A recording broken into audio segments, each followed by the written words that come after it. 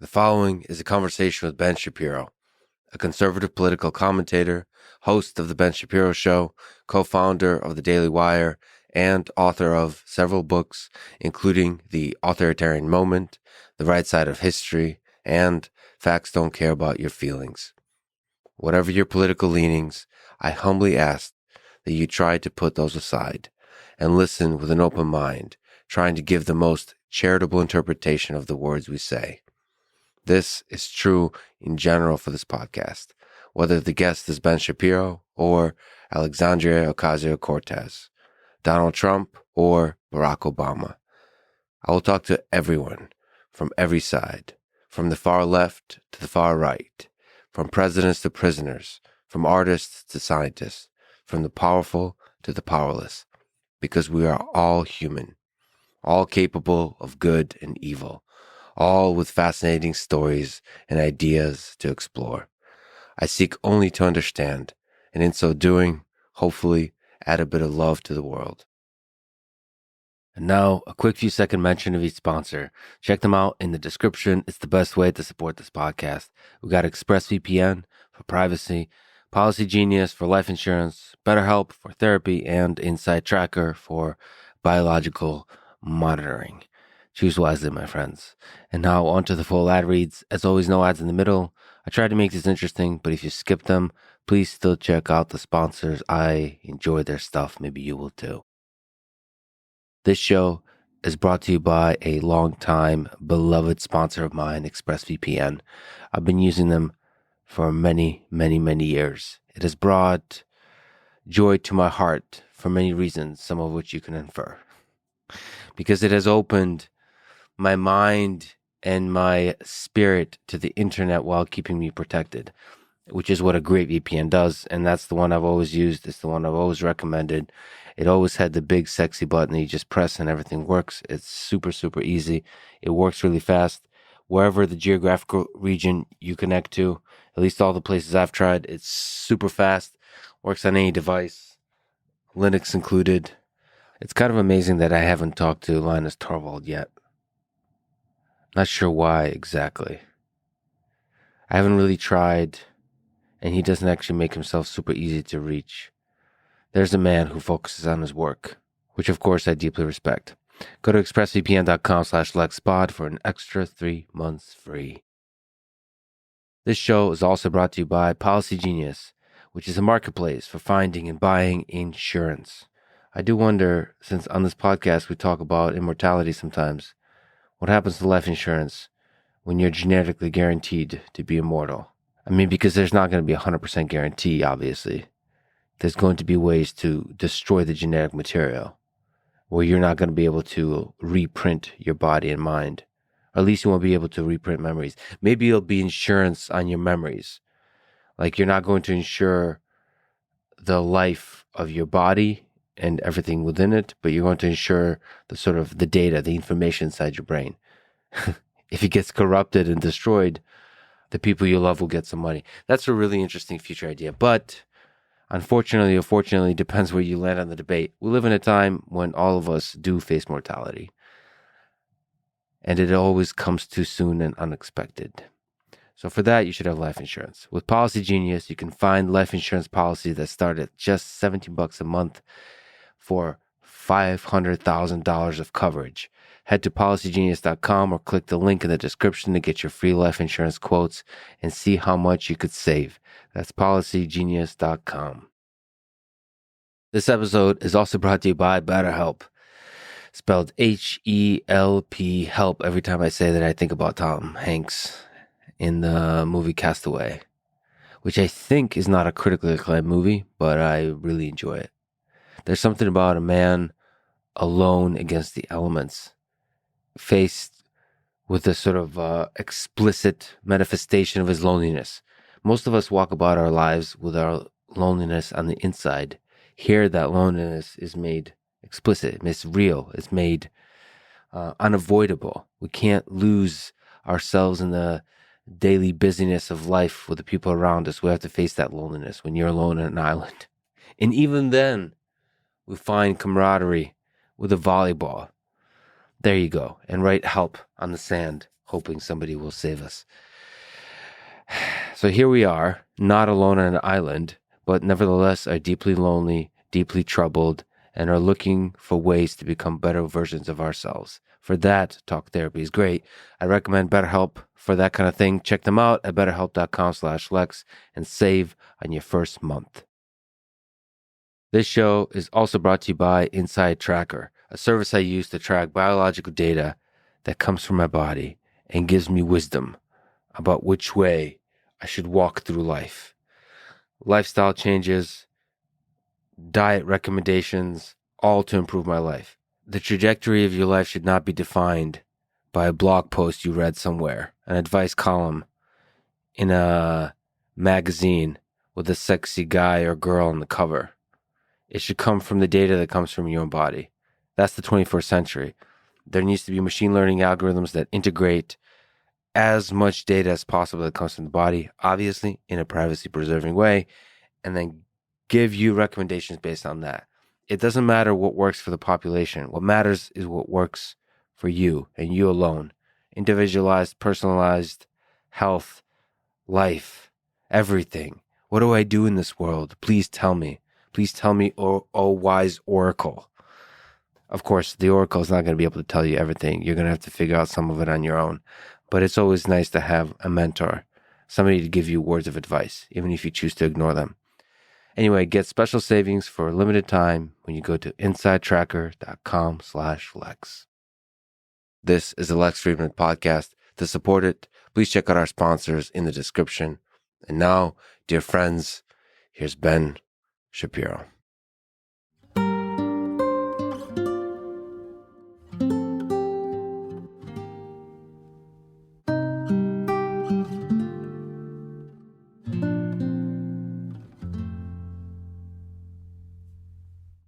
Let's start with a difficult topic.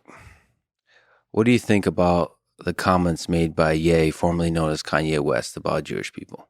They're awful and anti-Semitic, and they seem to get worse over time. They started off with the bizarre DEFCON 3 tweet, and then they went into even more stereotypical garbage about Jews and Jews being sexual manipulators. I think that's the Pete Davidson, Kim Kardashian stuff, and then Jews running all of the media, Jews being in charge of the financial sector, Jewish people. I called it on my show, there's Sherman Nazism, and it is. I mean, it's like right from Protocols of the Elders of Zion type stuff. Do you think those words come from pain? Where do they come from? And, it's always hard to try and read somebody's mind. I mean, what he looks like to me, just having experience in my own family with people who are bipolar, is he seems like a bipolar personality. He seems like somebody who is in the middle of a manic episode. And when you're manic, you tend to say a lot of things that you shouldn't say, and you tend to believe that they're the most brilliant things ever said. The Washington Post did an entire piece speculating about how bipolarism played into the kind of stuff that Ye was saying. And it's hard for me to think that it's not playing into it, especially because even if he is an anti-Semite, and I have no reason to suspect he's not, given all of his comments, if he had an ounce of common sense, he would stop at a certain point. And bipolarism tends to drive you well past the point where common sense applies. So, I mean, I would imagine it's coming from that. I mean, from his comments, I would also imagine that he's doing the logical mistake that a lot of anti-Semites or racists or bigots do, which is somebody hurt me. That person is a Jew. Therefore, all Jews are bad. And that jump from a person did something to me I don't like, who's a member of a particular race or class, and therefore everybody of that race or class is bad. I mean, that's textbook bigotry, and that's pretty obviously what Ye's engaging in here. So jumping from the individual to the group. That's the way he's been expressing it, right? He keeps talking about his Jewish agents. And I watched your interview with him, and you kept saying, so just name the agents, right? Just name the people who are screwing you. And he wouldn't do it. Instead, he just kept going back to the general, the group, the Jews in general. I mean, that's textbook bigotry. And if it were put in any other context, he would probably recognize it as such. To the degree his words fuel hate in the world, what's the way to reverse that process? What's the way to alleviate the hate? I mean, when it comes to alleviating the kind of stuff that he's saying, obviously debunking it, making clear that what he's saying is garbage. But the reality is that I think that for most people who are in any way engaged with these issues, I don't think they're being convinced to be anti-Semitic by Ye. I mean, I think that there's a group of people who may be swayed that anti-Semitism is acceptable because Ye is saying what he's saying, and he's saying so very loudly, and he's saying it over and over. But yeah, I think that, for example, there are these signs that were popping up in Los Angeles saying Ye is right. Well, that group's been out there posting anti-Semitic signs on the freeways for years. And there are groups like that posting anti-Semitic signs where I live in Florida. They've been doing that for years, well before Ye was saying this sort of stuff. It's just like latest opportunity to kind of jump on that particular bandwagon. But listen, I think that people do have a moral duty to call that stuff out. So there is a degree to which it normalizes that kind of idea that Jews control the media, Jews control X institution. Is there a way to talk about a high representation of a group like Jewish people in a certain institution like the media or Hollywood and so on without it being a hateful conversation? Sure, of course. A high percentage of higher than statistically represented in the population percentage of Hollywood agents are probably Jewish. A higher percentage of lawyers generally are probably Jewish. A high percentage of accountants are probably Jewish.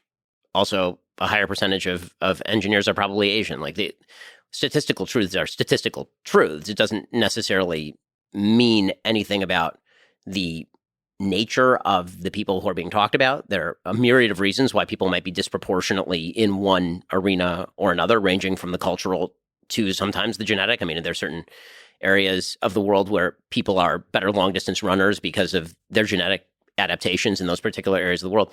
That's not racist. That's just fact. I mean, what starts to get racist is when you are attributing a bad characteristic to an entire population based on the notion that some members of that population are doing bad things. Yeah, there's a jump between. It's also possible that record label owners as a group have a kind of culture that F's over artists, Sure, doesn't treat artists fairly. And it's also possible that there's a high representation of Jews in the group of people that own record labels. But it's that small but a very big leap that people take from the group that own record labels to all Jews. for sure. And I think that one of the other issues also is that anti-Semitism is fascinating because it breaks down into so many different parts. Meaning that if you look at sort of different types of anti-Semitism, if you're a racist against black people, it's typically because you're racist based on the color of their skin. If you're racist against the Jews, you're anti-Semitic. Then there are actually a few different ways that breaks down. Right? You have anti-Semitism in terms of ethnicity, which is like Nazi-esque anti-Semitism. You have Jewish parentage. You have a Jewish grandparent. Therefore, your blood is corrupt and you are inherently going to have bad properties. Then there's sort of old school religious anti-Semitism, which is that the Jews are the killers of Christ, or the Jews are the sons of pigs and monkeys, and therefore Judaism is bad, and therefore Jews are bad. And sort of in the way that you get out of that anti-Semitism, historically speaking, is mass conversion, which most anti-Semitism for a couple thousand years actually was not ethnic. It was much more rooted in this sort of stuff, right? If a Jew converted out of the faith, then the anti-Semitism was quote unquote alleviated. And then there's a sort of bizarre anti-Semitism that's political anti-Semitism, and that is members of a group that I don't like are disproportionately Jewish. Therefore, all Jews are members of this group or are predominantly represented in this group. So you'll see Nazis saying the communists are Jews. You'll see communists saying the Nazis are Jews, or you'll see communists saying that the capitalists, rather, are Jews. And so that's the weird thing about anti-Semitism. It's kind of like the Jew is behind every corner. It's basically a big conspiracy theory. Unlike a lot of other forms of racism, which are not really conspiracy theory, anti-Semitism tends to be a conspiracy theory about the levers of power being controlled by a shadowy cadre of people who are getting together behind closed doors to control things.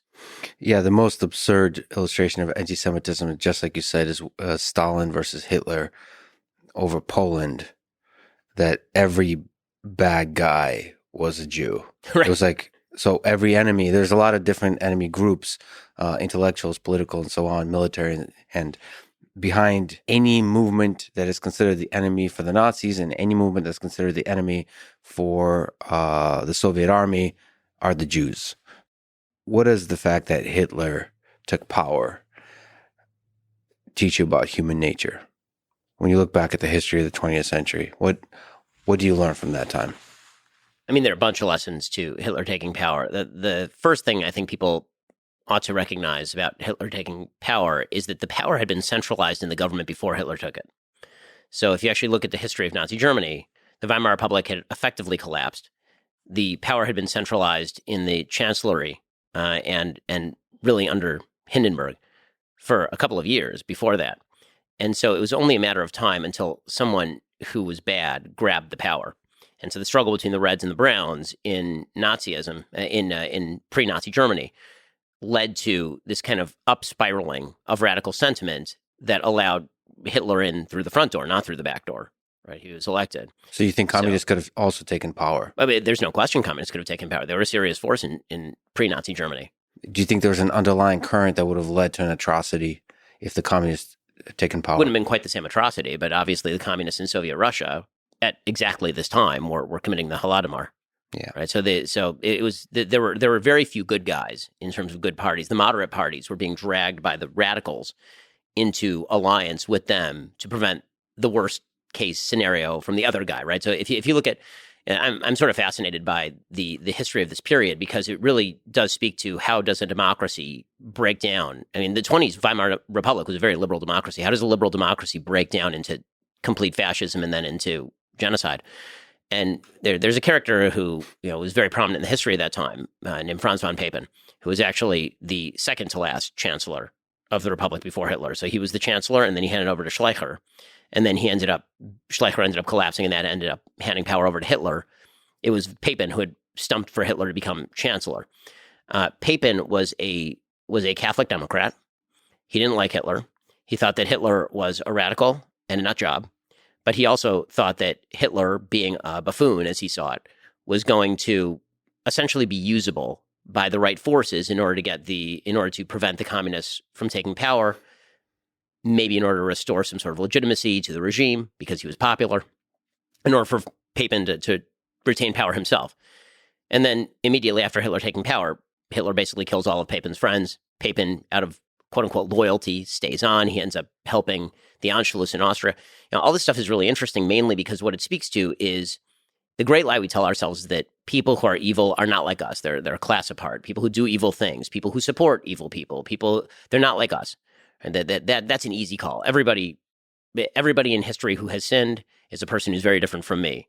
Robert George, the philosopher over at Princeton, he's fond of doing a sort of thought experiment in his classes where he asks people to raise their hand if they had lived in Alabama in 1861. How many of you would be abolitionists? And everybody raises their hand. And he says, of course, that's not true. Of course, that's not true. The best protection against evil is recognizing that it lies in every human heart and the possibility that it takes you over. And so you have to be very cautious in how you approach these issues. And the back and forth of politics, the sort of bipolarity of politics, the polarization in politics might be a better way to put it, makes it very easy to kind of fall into the rock'em sock'em robots that eventually could theoretically allow you to support somebody who's truly frightening and hideous in order to stop somebody who you think is more frightening and hideous. And you see this kind of language, by the way, now predominating almost all over the Western world, right? My political enemy is an enemy of democracy. My political enemy is going to end the republic. My political enemy is going to be the person who destroys the country we live in. And so that person has to be stopped by any means necessary. And that's dangerous stuff. So the communists had to be stopped in Nazi Germany, and so they're the devil. And so any useful buffoon, as long as they're effective against the communists, would do. Do you ever wonder, because the people that are participating in evil may not understand that they're doing evil, do you ever sit back, in the quiet of your own mind and think, am I participating in evil?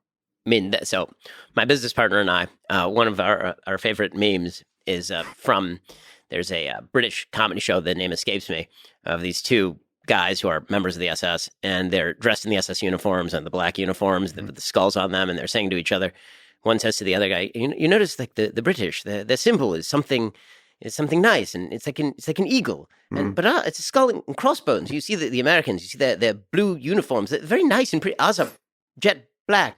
Are we the baddies? And that's it. And the truth is, we look back at the Nazis and we say, well, of course they were the baddies. They wore black uniforms, and they had jackboots, and they had this and that.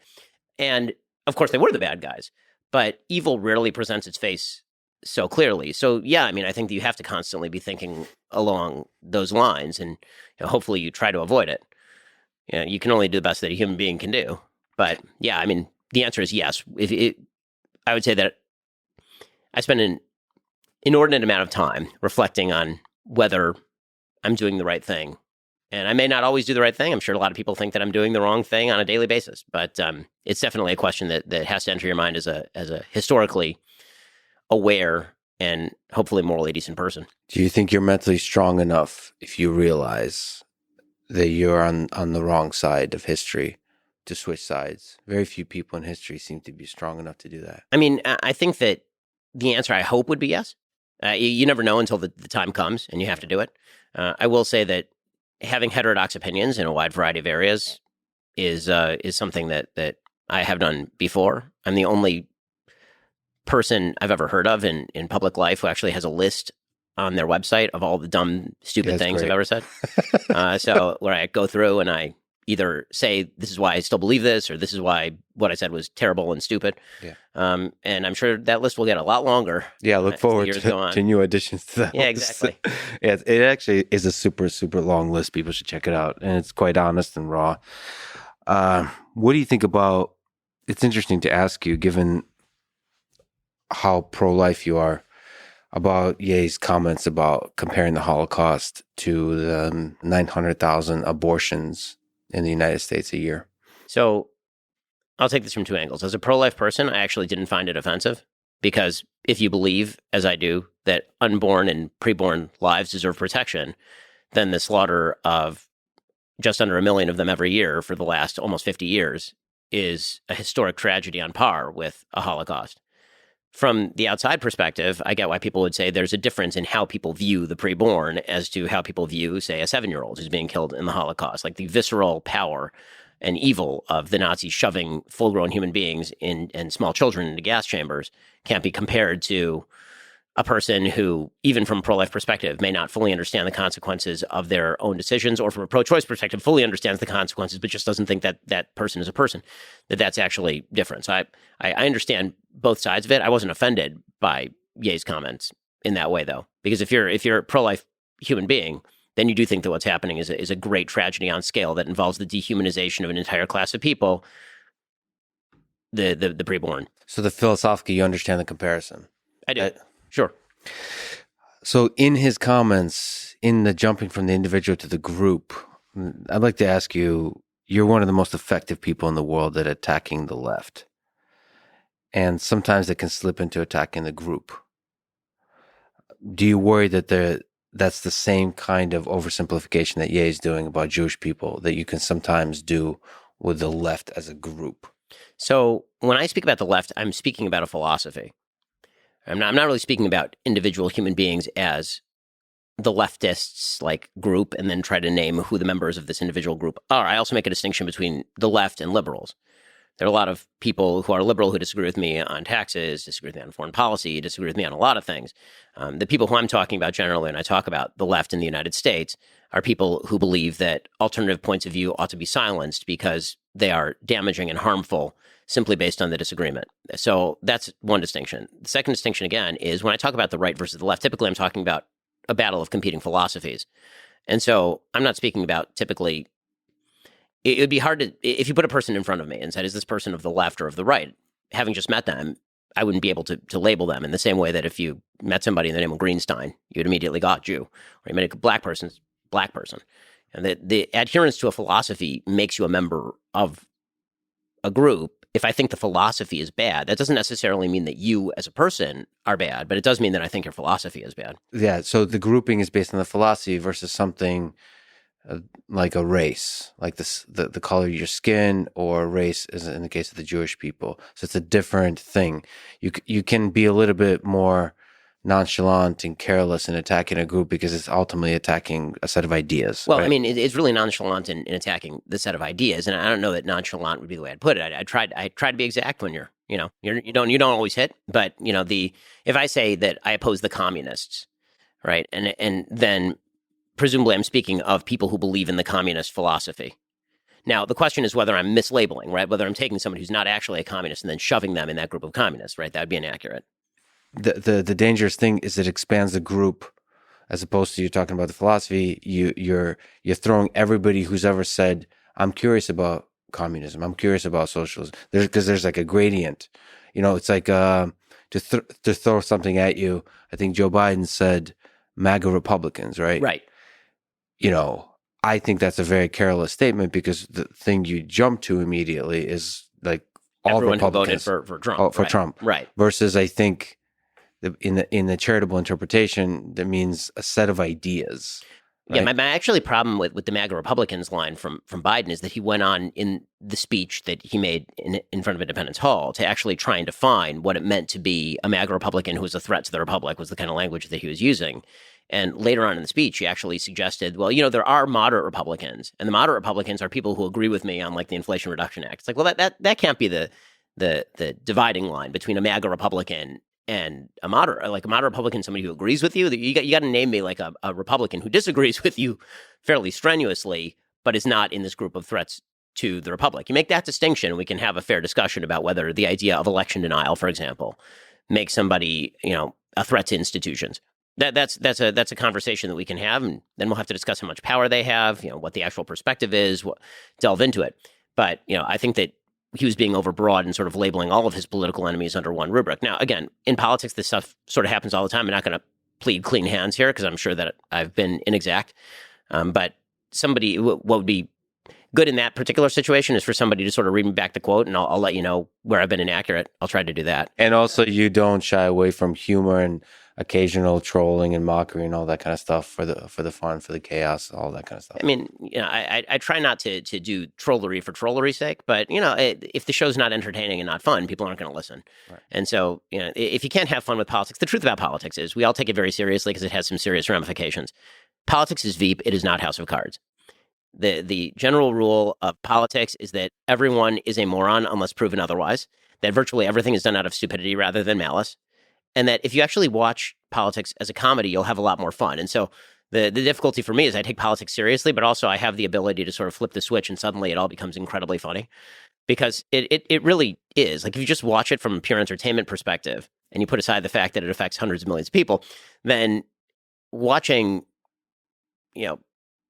President Trump being president, I mean, he's one of the funniest humans who's ever lived. Watching Kamala Harris be Kamala Harris and talking about how much she loves Venn diagrams or electric buses. I mean, that's funny stuff. So if I can't make fun of that, then my job becomes pretty morose pretty quickly. Yeah, it's funny to figure out what is the perfect balance between seeing the humor and the absurdity of the game of it versus taking it seriously enough because it does affect hundreds of millions of people.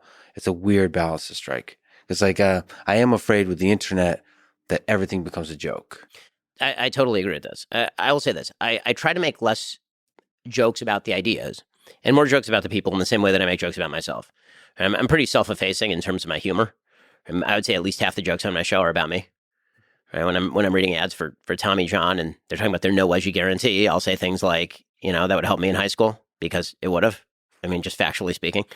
So, if I can speak that way about myself, I feel like everybody else can take it as well. Difficult question. In 2017, there was a mosque shooting in Quebec City. 6 people died, 5 others seriously injured. The 27-year-old gunman consumed a lot of content online and checked Twitter accounts a lot of people. But one of the people he checked quite a lot of is you, 93 times in the month leading up to the shooting.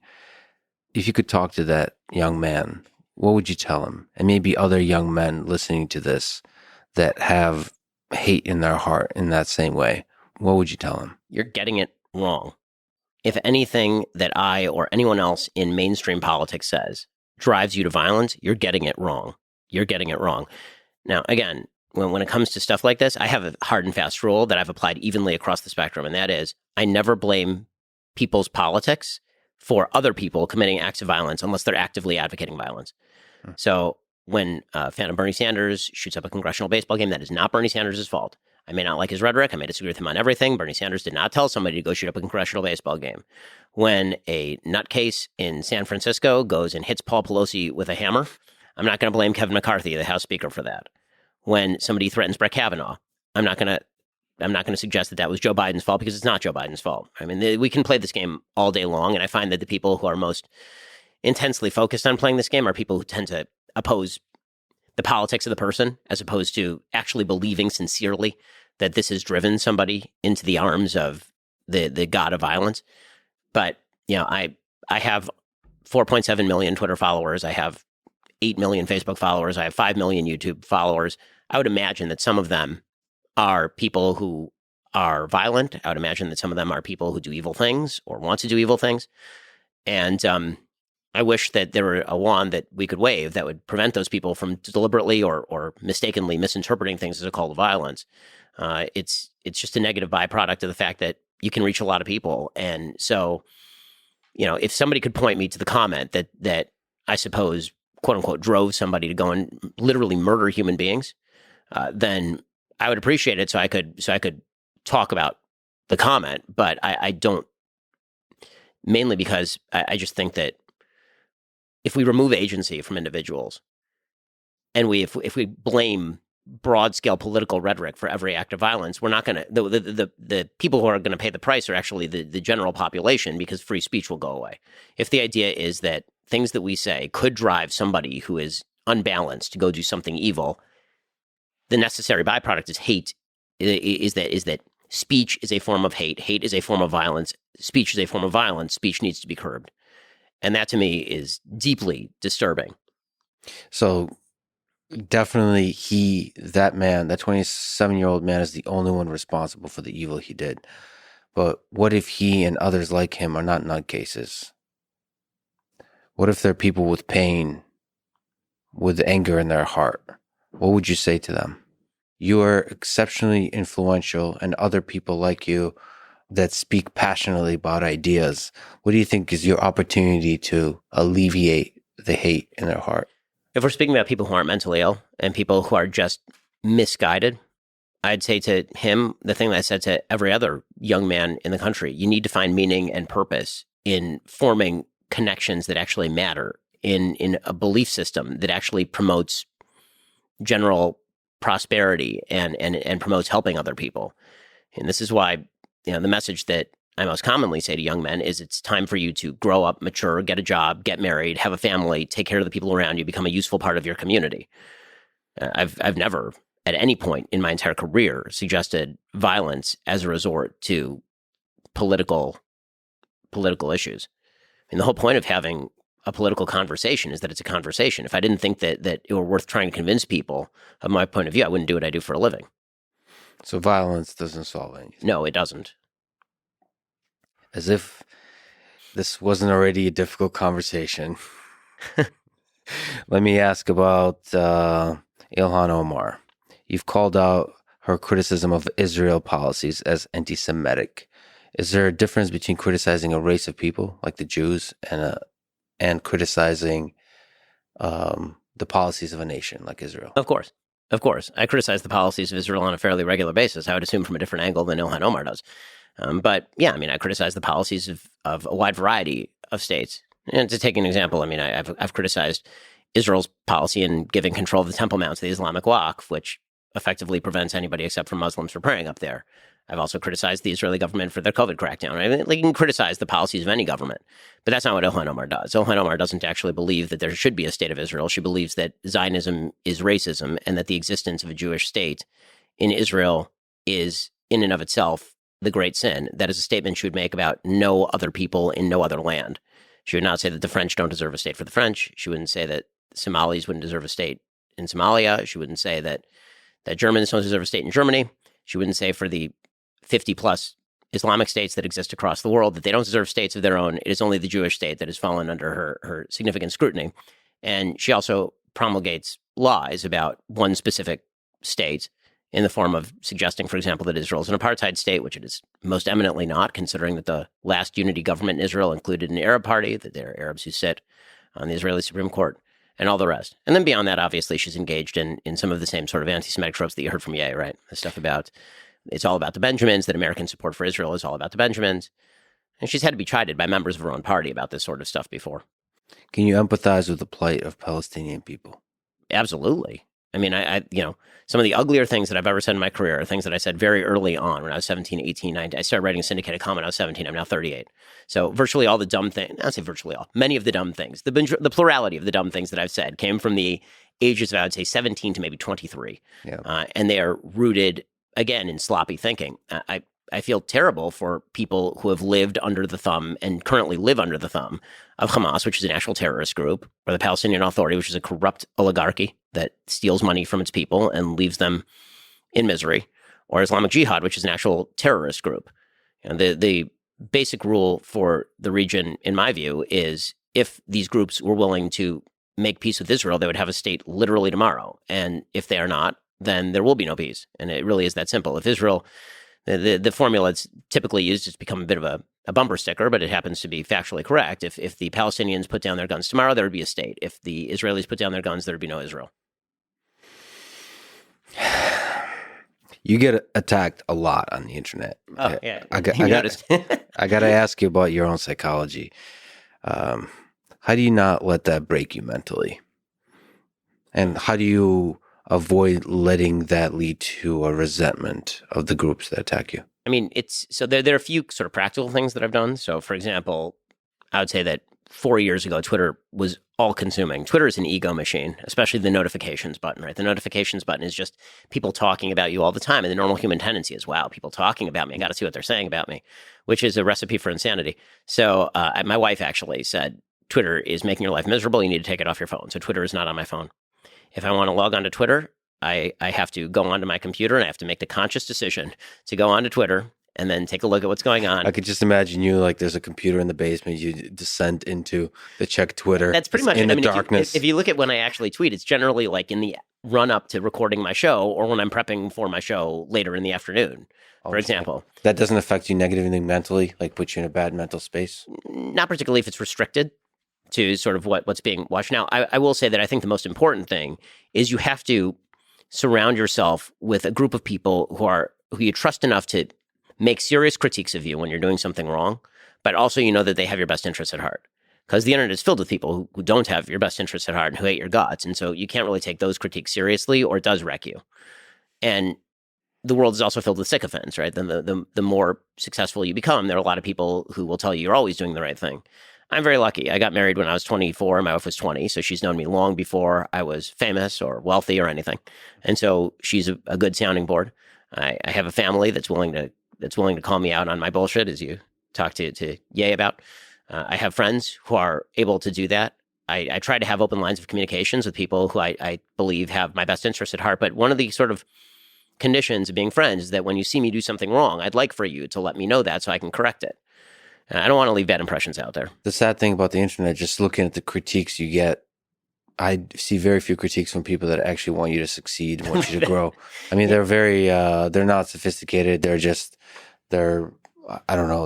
cruel. The critiques are just, it's not actual critiques. It's just cruelty. And then that's most of Twitter. I mean, as I said, Twitter is a place to smack and be smacked. I mean, anybody who uses Twitter for an intellectual conversation, I think, is engaging in category error. I use it to spread love. I think it's still You're possible. the only one. It's you and no one else, my friend.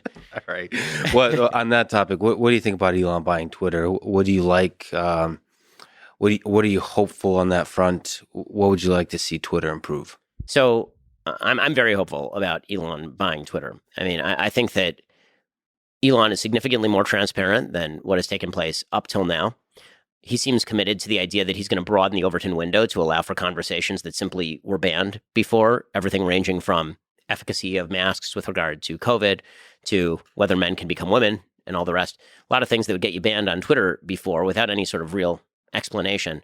It seems like he's dedicated to at least explaining what the standards are going to be and being broader in allowing a variety of perspectives on the outlet, which I think is wonderful. I think that's also why people are freaking out. I think the kind of wailing and gnashing of teeth and wearing of sackcloth and ash by so many members of the legacy media, I think a lot of that is because Twitter essentially was an oligarchy in which certain perspectives were allowed and certain perspectives just were not. And that was part of a broader social media reimposed oligarchy in the aftermath of 2017. So in order to really understand, I think, what it means for Elon to take over Twitter. I think that we have to take a look at sort of the history of media in the United States in 2 minutes or less. The United States, the media, for most of its existence up until about 1990, at least from about 1930s until the 1990s, virtually all media was 3 major television networks, a couple major newspapers, and the wire services. Everybody had a local newspaper with the wire services that basically did all the foreign policy and all the national policy. McClatchy, Reuters, AP, AFP, etc. So that monopoly or oligopoly existed until the rise of the internet. There were sort of pokes at it and talk radio and Fox News, but there certainly was not this plethora of sources. Then the internet explodes, and all of a sudden you can get news everywhere. And the way that people are accessing that news is, you're, I believe, significantly younger than I am, but we used to do this thing called bookmarking, where you would bookmark a series of websites and then you would visit them every morning. And then social media came up. And was this on AOL or what? Yeah, exactly. You had the dial up, and it was actually a can connected to a string, and you would actually it would go, and then there came a point where social media arose, and social media was sort of a boon for everybody because you no longer had to bookmark anything. You just followed your favorite accounts, and all of them would pop up, and you followed everything on Facebook, and it would all pop up, and it was all centralized. And for a while, everybody was super happy because this was the brand new wave of the future. It made everything super easy. Suddenly, outlets like mine were able to see new eyeballs because it was all centralized in one place, right? You didn't have to do it through Google optimization. You could now just put it on Facebook, and so many eyeballs were on Facebook, you'd get more traffic. And everybody seemed pretty happy with this arrangement until precisely the moment Donald Trump became president. At that point, then the sort of pre-existing supposition of a lot of the powers that be, which was Democrats are going to continue winning from here on out, so we can sort of use these social media platforms as ways to push our information and still allow for there to be other information out there. The immediate response was, we need to reestablish this siphoning of information. It was misinformation and disinformation that won Donald Trump the election. We need to pressure the social media companies to start cracking down on misinformation and disinformation. And actually see this in the historical record. I mean, you can see how Jack Dorsey's talk about free speech shifted from about 2015 to about 2018. You can see Mark Zuckerberg gave a speech at Georgetown in 2018 in which he talked about free speech and its value. And by 2019, he was going in front of Congress talking about how he was responsible for the stuff that was on Facebook, which is not true. He's not responsible for the stuff on Facebook, right? It's a platform. Is AT&T responsible for the stuff you say on your phone? The answer is typically no. So when that happened, all of these, because all the eyeballs had now been centralized in these social media sites, they were able to suddenly control what you could see and what you could not see. And the most obvious example was obviously leading up to 2020, the election, the killing of the Hunter Biden story is a great example of this.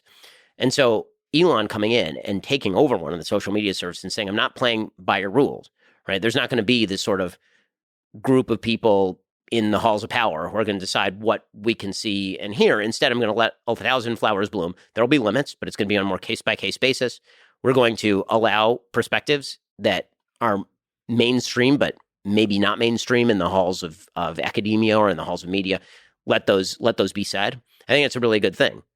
Now, that comes with, some responsibilities on Elon's personal part, which would be, to be, for example, I think more responsible in dissemination of information himself sometimes, right? Like he got himself in trouble the other day for tweeting out that story about Paul Pelosi that was speculative and untrue. And I don't think what he did is, horrific. He deleted it when he found out that it was false. But and that's actually free speech working, right? He said something wrong. People ripped into him. He realized he was wrong and he deleted it, which seems to me a better solution than preemptively banning content, which only raises more questions than it actually stops. With that said, as the face of responsible free speech, and that's sort of what he's pitching at Twitter, he, I think, should enact that himself and be a little more careful in the stuff that he tweets out. Well, that's a tricky balance. The reason a lot of people are freaking out is because, one, he's putting his thumb on the scale by saying he is more likely to vote Republican. He's showing himself to be center-right and sort of just having a political opinion versus being this amorphous thing that doesn't have a political opinion. I think if I were to guess, I haven't talked to him about it, but if I were to guess, he's sending a kind of signal that's important for the Twitter, the company itself, because if we're being honest, most of the employees are left-leaning. So you have to kind of send a signal that, like a resisting mechanism to say, like, since most of the employees are left, it's good for Elon to be more right, to balance out the way the actual engineering is done, to say we're not going to do any kind of activism inside the engineering. If I were to guess, that's kind of the effective aspect of that mechanism. And the other one, by posting the Pelosi thing, is probably to expand the Overton window, like saying we can play, we could post stuff, we could post conspiracy theories, and then through discourse figure out what is and isn't true. Yeah, again, like I say, I mean, I think that that is a better mechanism in action than what it was before. I just think it gave people who hate his guts the opening to kind of slap him for no reason. But I can see the strategy of it for sure.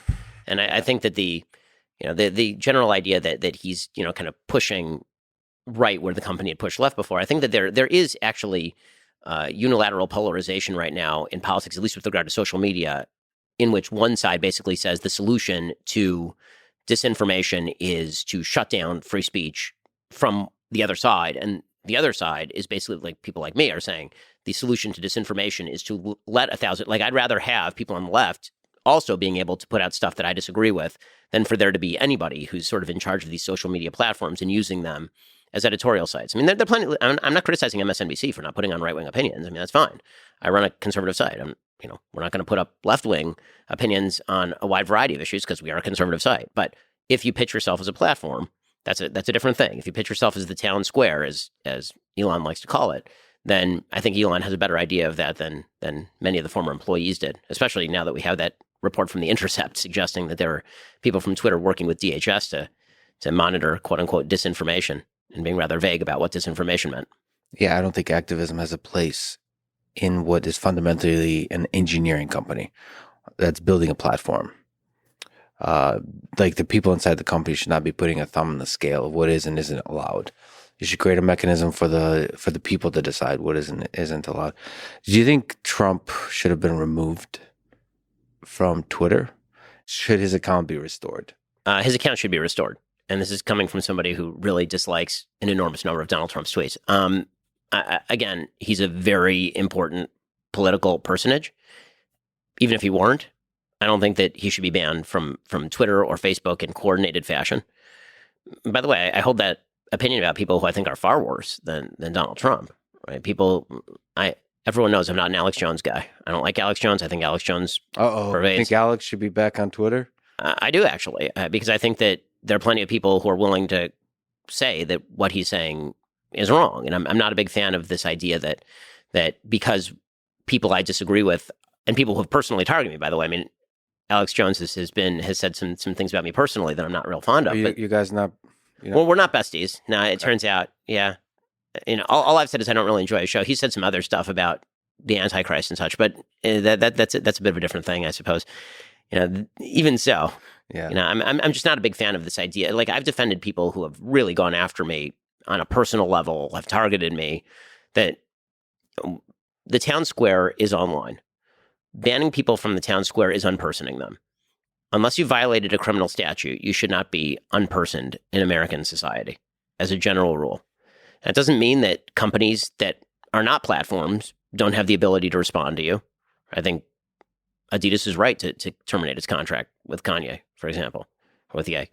But Twitter ain't Adidas. So the way your stance on free speech, to the degree it's possible to achieve on a platform like Twitter, is you fight bad speech with more speech, with better speech. And that's, so if Alex Jones and Trump is allowed back on in the coming months and years leading up to the 2024 election, you think that's going to make for a better world in the long term? I think that on the principle that people should be allowed to do this, and the alternative being a group of thought bosses telling us what we can and cannot see, yes. Do I think in the short term it's going to mean a lot of things that I don't like very much? Sure. I mean, them's the cost of doing business, Like, I think that one of the costs of freedom is people doing things that I don't particularly like. And I would prefer the freedom with all the stuff I don't like than not the freedom. Let me linger on the love a little bit. You and a lot of people are pretty snarky on Twitter, sometimes to the point of mockery, derision, even a bit of, if I were to say, bad faith in the kind of mockery. And you see it as a war. Like, I disagree with both you and Elon on this. Elon sees Twitter as a war zone, or at least has saw it that way in the past. Have you ever considered being nicer on Twitter? Like, as a voice that a lot of people look up to, that if Ben Shapiro becomes a little bit more about love that's going to inspire a lot of people? Or no? Is it just too fun for you? The answer is yes. Sure, it's occurred to me. Let's put it this way. There are a lot of tweets that actually don't go out that I delete. I will say that Twitter's new function, that 30-second function, is a friend of mine. Every so often, I'll tweet something and I'll think about it a second time. Like, do I need to say this? Probably not. Can you make a book published after you pass away of all the tweets that you didn't send? I don't know. My kids are still going to be around, Okay, I hope. So that's right. The legacy. But right. Yeah, I mean, sure. The answer is yes. And this is a good piece of what we would call in Orthodox Judaism musar.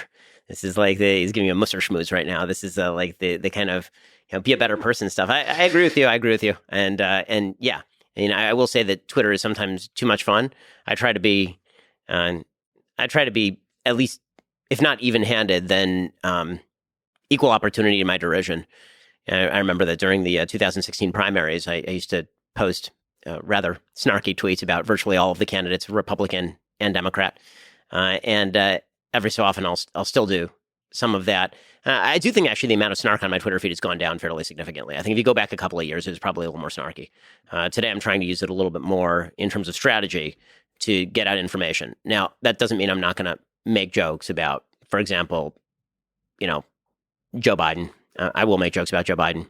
He's the president of the United States. Nobody else will mock him. So the entire comedic establishment has decided they actually work for him. So the president of the United States, no matter who they are, get the snark from Shapiro. Yes. And President Trump, I think, is fairly aware that he got the snark from me as well. Like this, when it comes to snarking the president, I'm not going to stop that. I think the president deserves to be snarked. So you're not afraid of attacking Trump? No, I mean, I've done it before. Can you say what your favorite and least favorite things are about President Trump and President Biden, one at a time? So maybe one thing that you can say super positive about Trump and one thing super negative about Trump. Okay, so the super positive thing about Trump is that because he has no preconceived views that are establishmentarian, he's sometimes willing to go out of the box and do things that haven't been tried before. And sometimes that works. I mean, the best example being the entire foreign policy establishment telling him that he couldn't get a Middle Eastern deal done unless he centered the Palestinian-Israeli conflict. And instead, he just went right around that and ended up cutting a bunch of peace deals in the Middle East or moving the embassy in Jerusalem, right? Sometimes he does stuff and it's really out of the box and it actually works. And that's kind of awesome in politics and neat to see. The downside of Trump is that he has no capacity to use any sort of there's no filter between brain and mouth.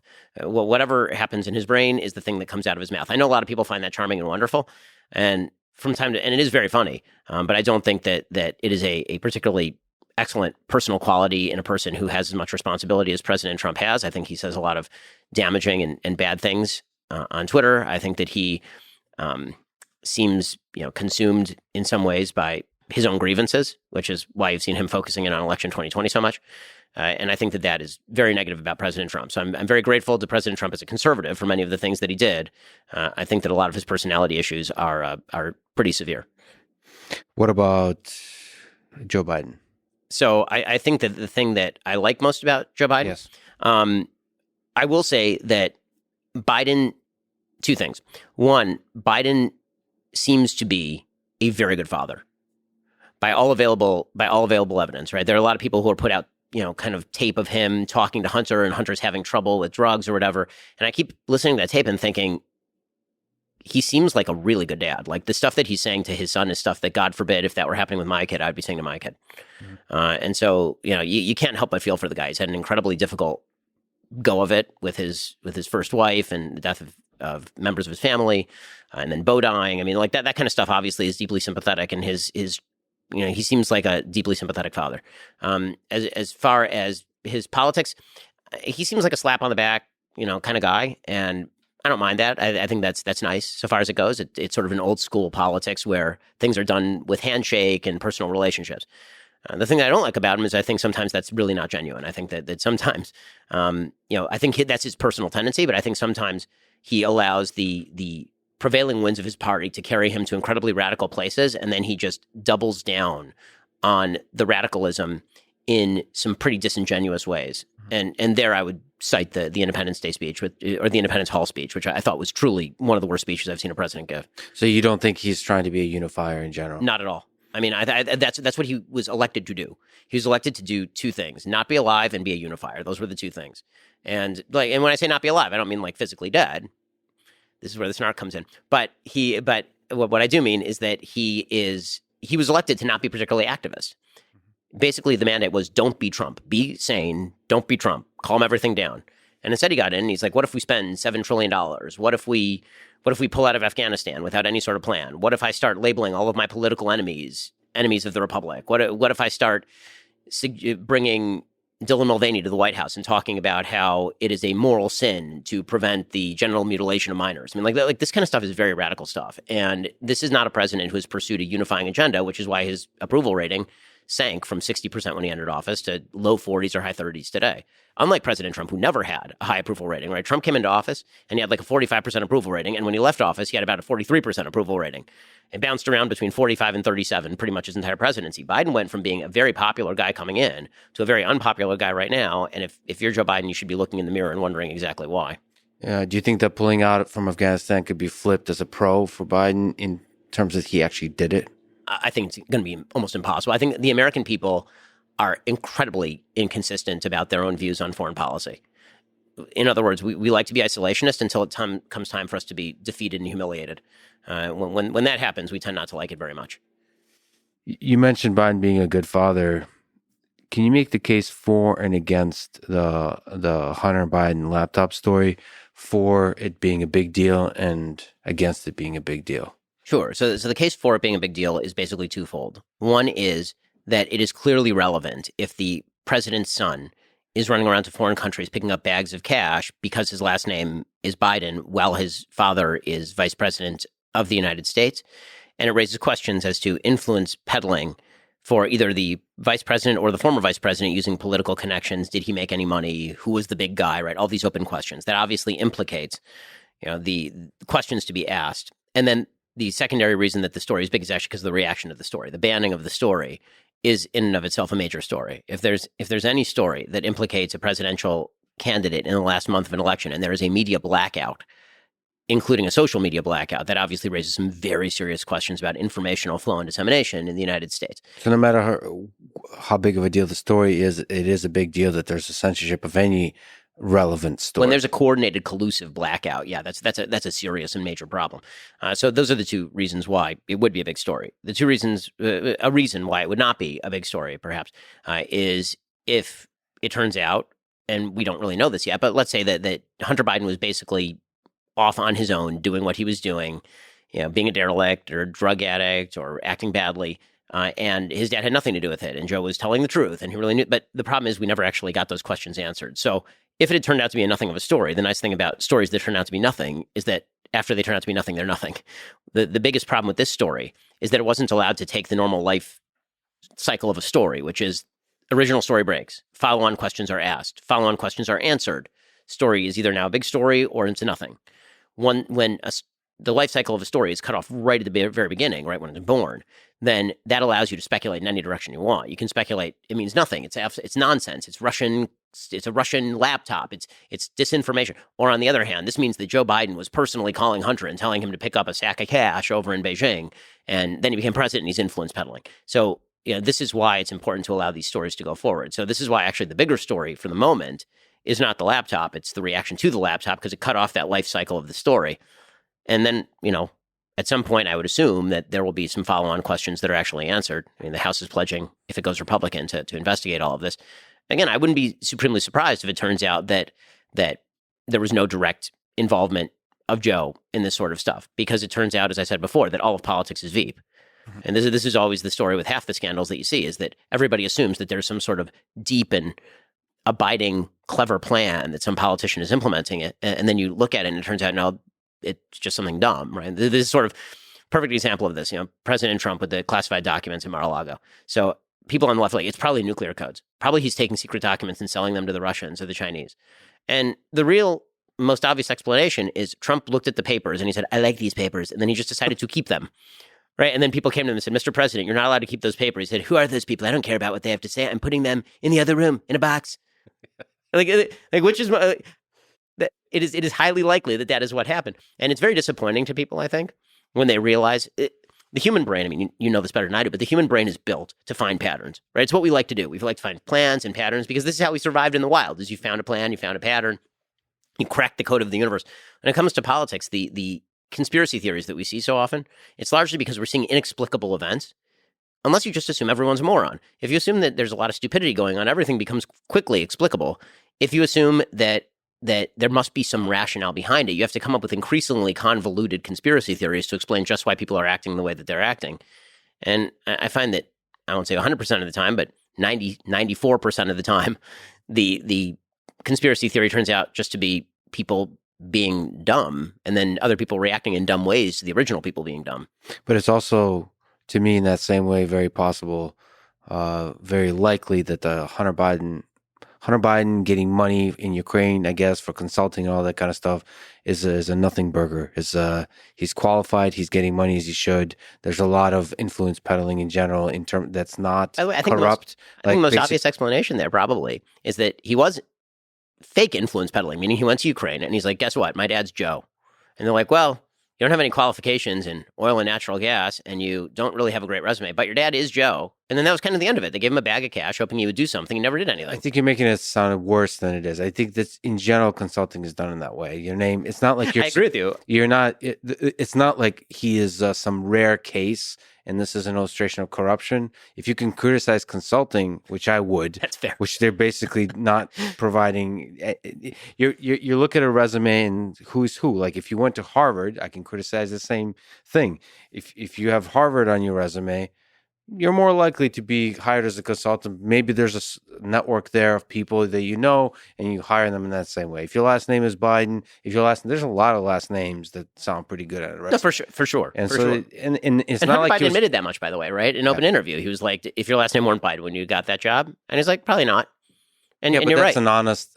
I agree with you. It's not like he's getting a ridiculous amount of money. He was getting like a pretty standard consulting kind of money, which also would criticize because they get a ridiculous amount of money.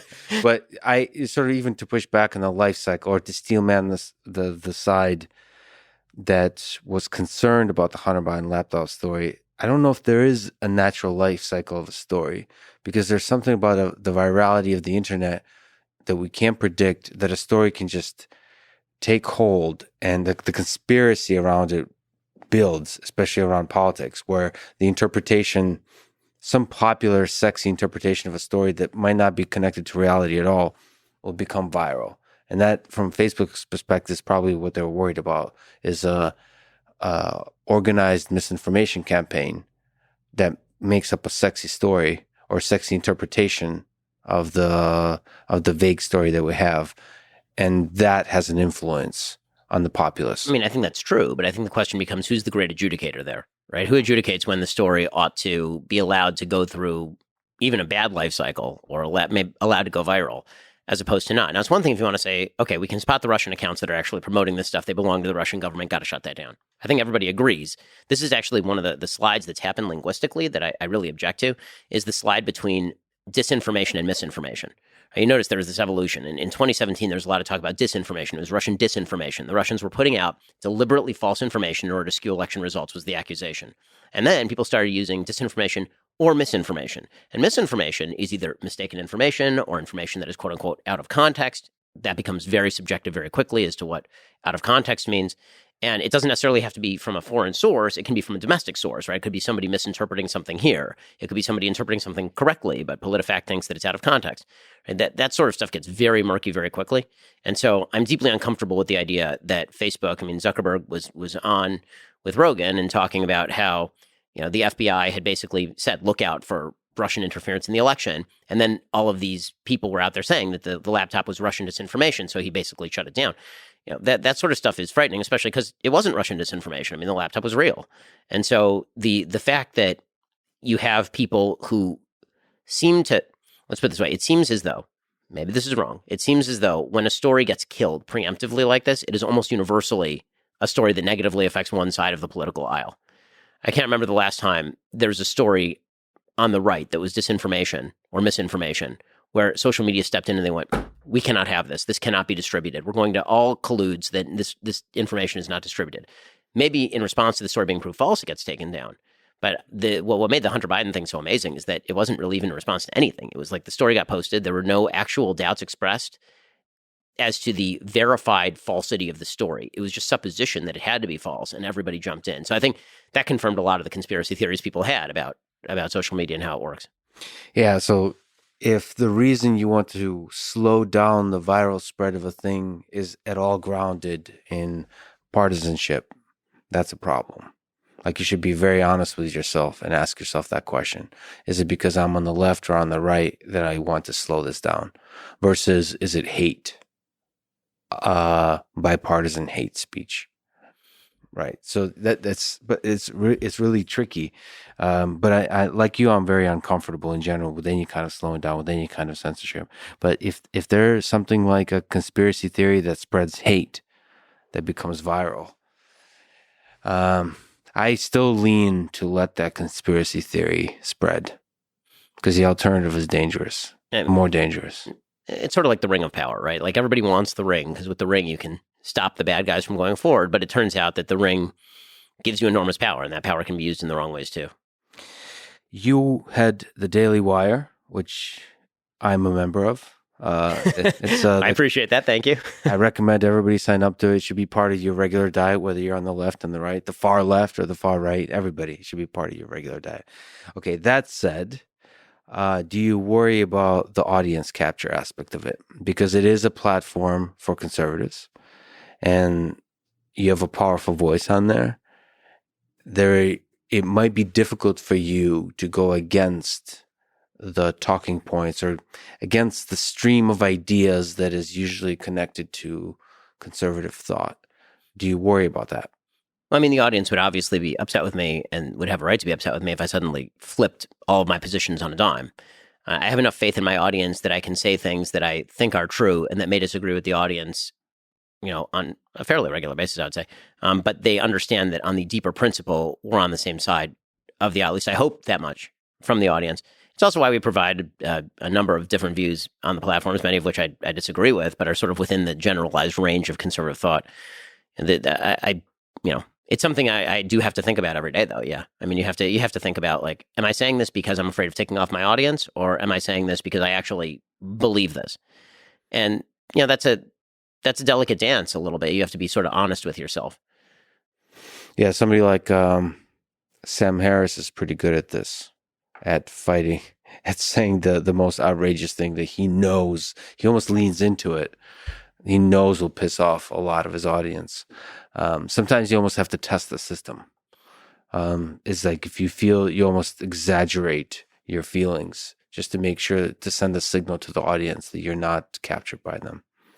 So speaking of people you disagree with, what is your favorite thing about Candace Owens, and what is one thing you disagree with her on? Well, my favorite thing about Candace is that she will say things that nobody else will say. My least favorite thing about Candace is that she will say things that nobody else will say. I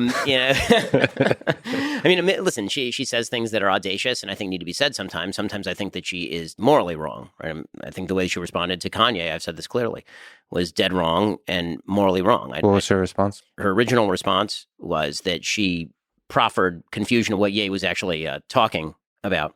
And then she, was defending her friend. I wish that the way that she had responded was by saying, he's my friend, and also he said something bad and anti-Semitic.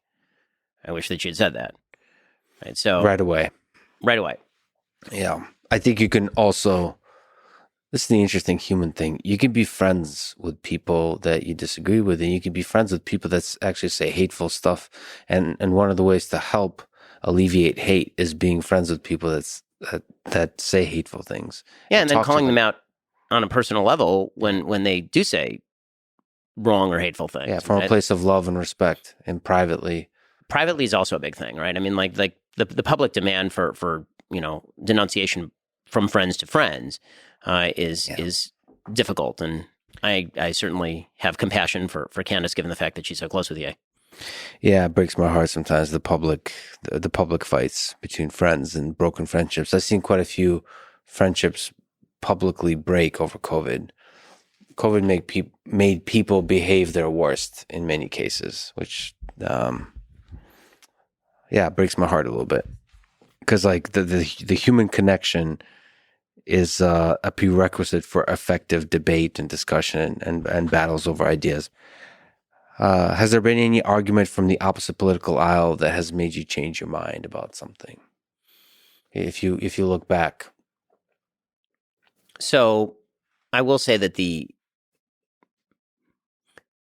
I'm thinking it through because I think that my views probably on foreign policy have morphed somewhat. I would say that I was much more interventionist when I was younger. I'm significantly less interventionist now. I'd Can you probably give put an myself. example? Sure. I was a big backer of the Iraq War. I think now in retrospect, I might not be a backer of the Iraq War if the same situation arose again. Based on the amount of evidence that had been presented, or based on the sort of willingness of the American public to go it. Yeah. Right? If you're going to get involved in a war, you have to know what the endpoint looks like, and you have to know what the American people really are willing to bear. The American people are not willing to bear open-ended occupations, and so knowing that, you have to consider that going in.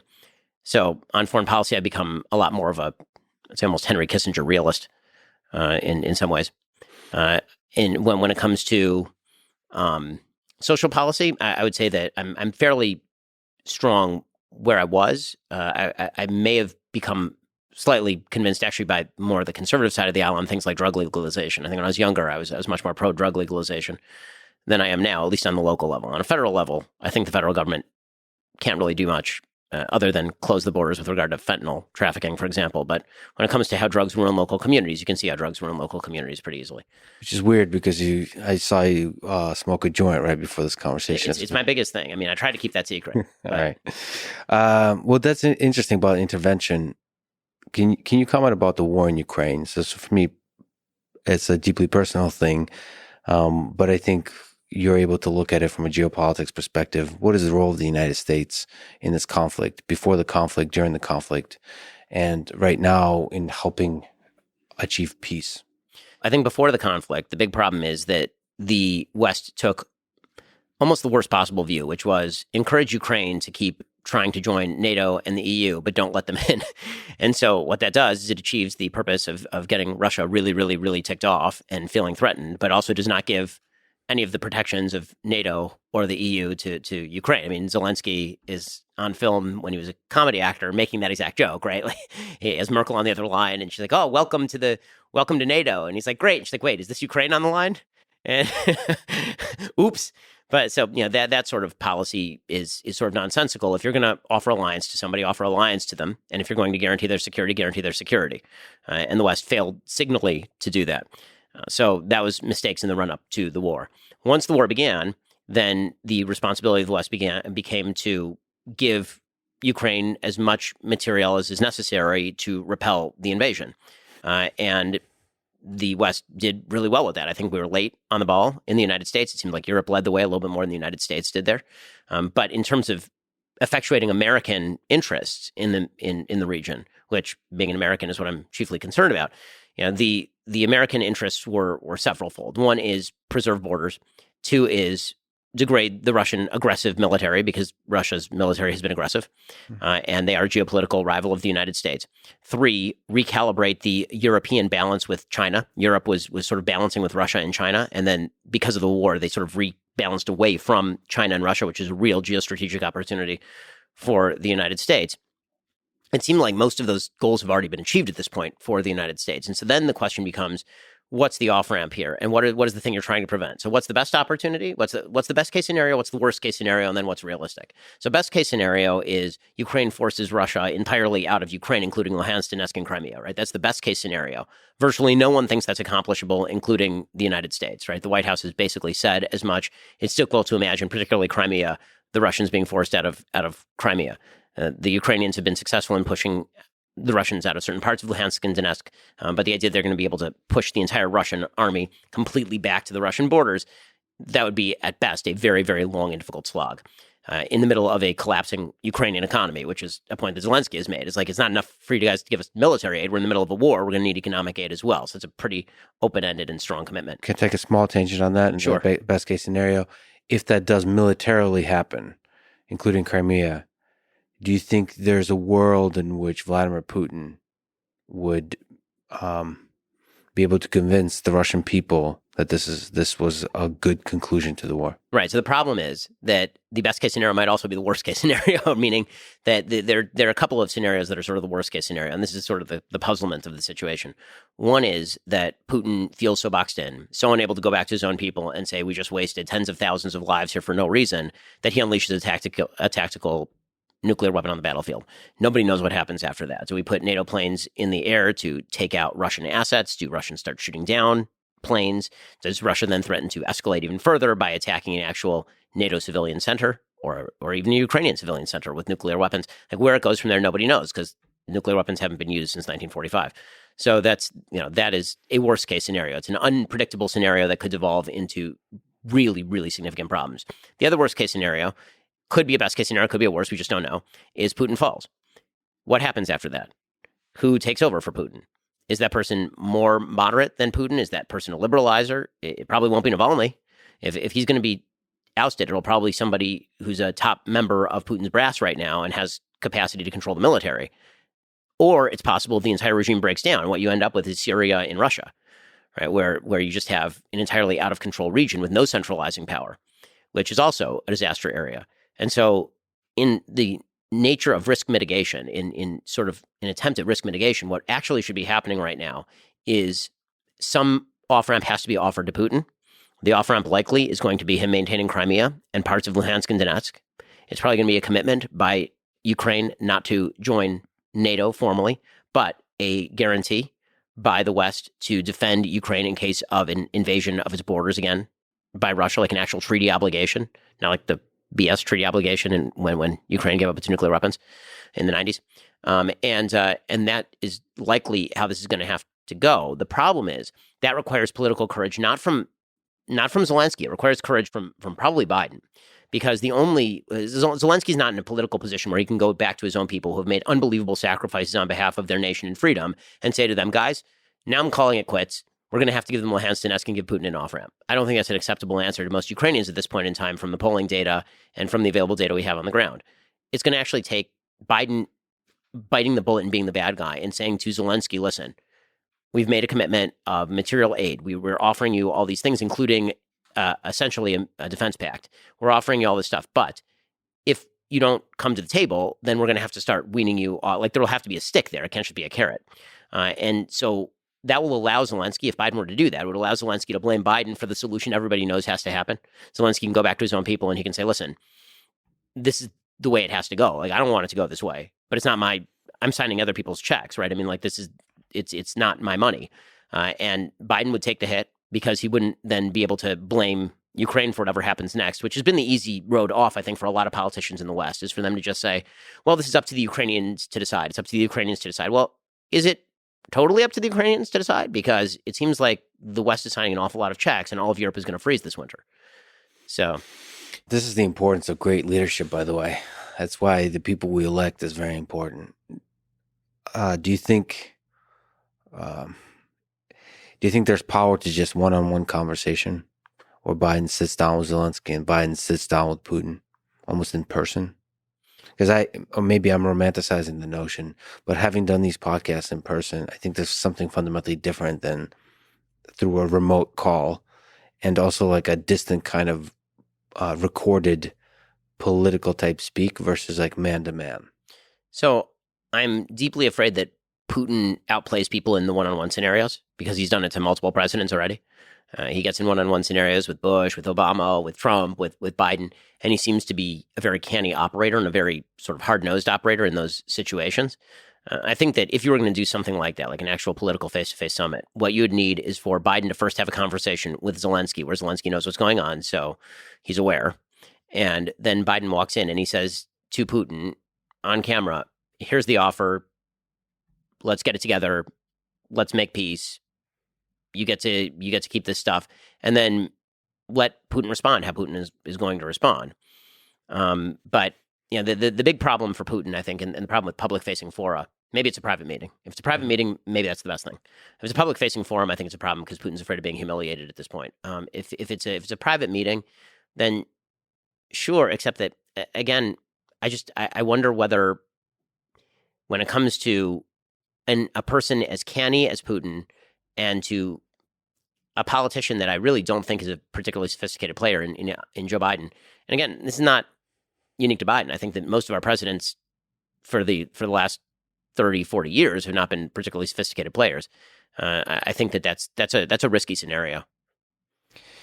Yeah, I still believe in the power of that, because otherwise, I don't know. I don't think stuff on paper and political speak will solve these kinds of problems, because from Zelensky's perspective, nothing but complete victory will do. Right. As a nation, his people sacrificed way too much, and they're all in. And if you look at, because I traveled to Ukraine, I spent time there. I'll be going back there, hopefully also going back to Russia. Just speaking to Ukrainians, they're all in. They're all in. Yeah. Nothing but complete victory. Yep, that's right. And so for that, the only way to achieve peace is through like honest human to human conversation, giving both people a way to off ramp, to walk away victorious. And some of that requires speaking honestly as a human being, but also for America actually not even America, honestly, just the president be able to eat their own ego a bit and be the punching bag a little, just enough for both presidents to be able to walk away and say, listen, we got the American president to come to us. And I think that makes the president look strong, not weak. I mean, I agree with you. I think it would also require some people on the right, people like me, if it's Joe Biden, to say, if Biden does that, I see what he's doing and it's the right move. Right? I think one of the things that he's afraid of, to steelman him, I think one of the things he's afraid of is he goes and he makes that sort of deal, and the right says, you just cowered in front of Russia, you just gave away Ukraine, whatever it is. But it's going to require some people on the right to say that move is the right move, and then hold by it if Biden actually performs that move. You're exceptionally good at debate. You wrote How to Debate Leftists and Destroy Them. You're kind of known for this kind of stuff, just exceptionally skilled at conversation, at debate, at getting to the facts of the matter and using logic to get to the conclusion in the debate.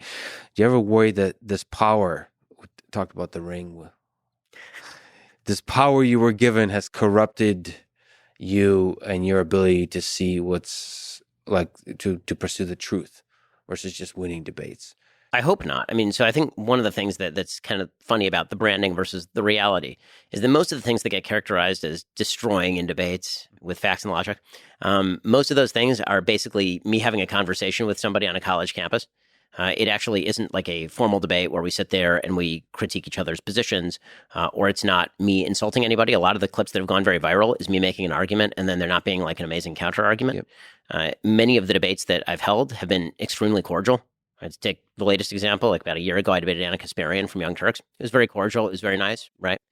That's sort of the way that I like to debate. My rule when it comes to debate and or discussion is that my opponent actually gets to pick the mode in which we work. So if it's going to be a debate of ideas and we're just going to discuss and critique and clarify, then we can do that. If somebody comes loaded for bear, then I will respond in kind, because one of the big problems, I think, in sort of the debate/discussion sphere is very often misdiagnosis of what exactly is going on. People who think that a discussion is debate and vice versa. And that can be a real problem. And there are people who will, treat what ought to be a discussion as, for example, an exercise in performance art.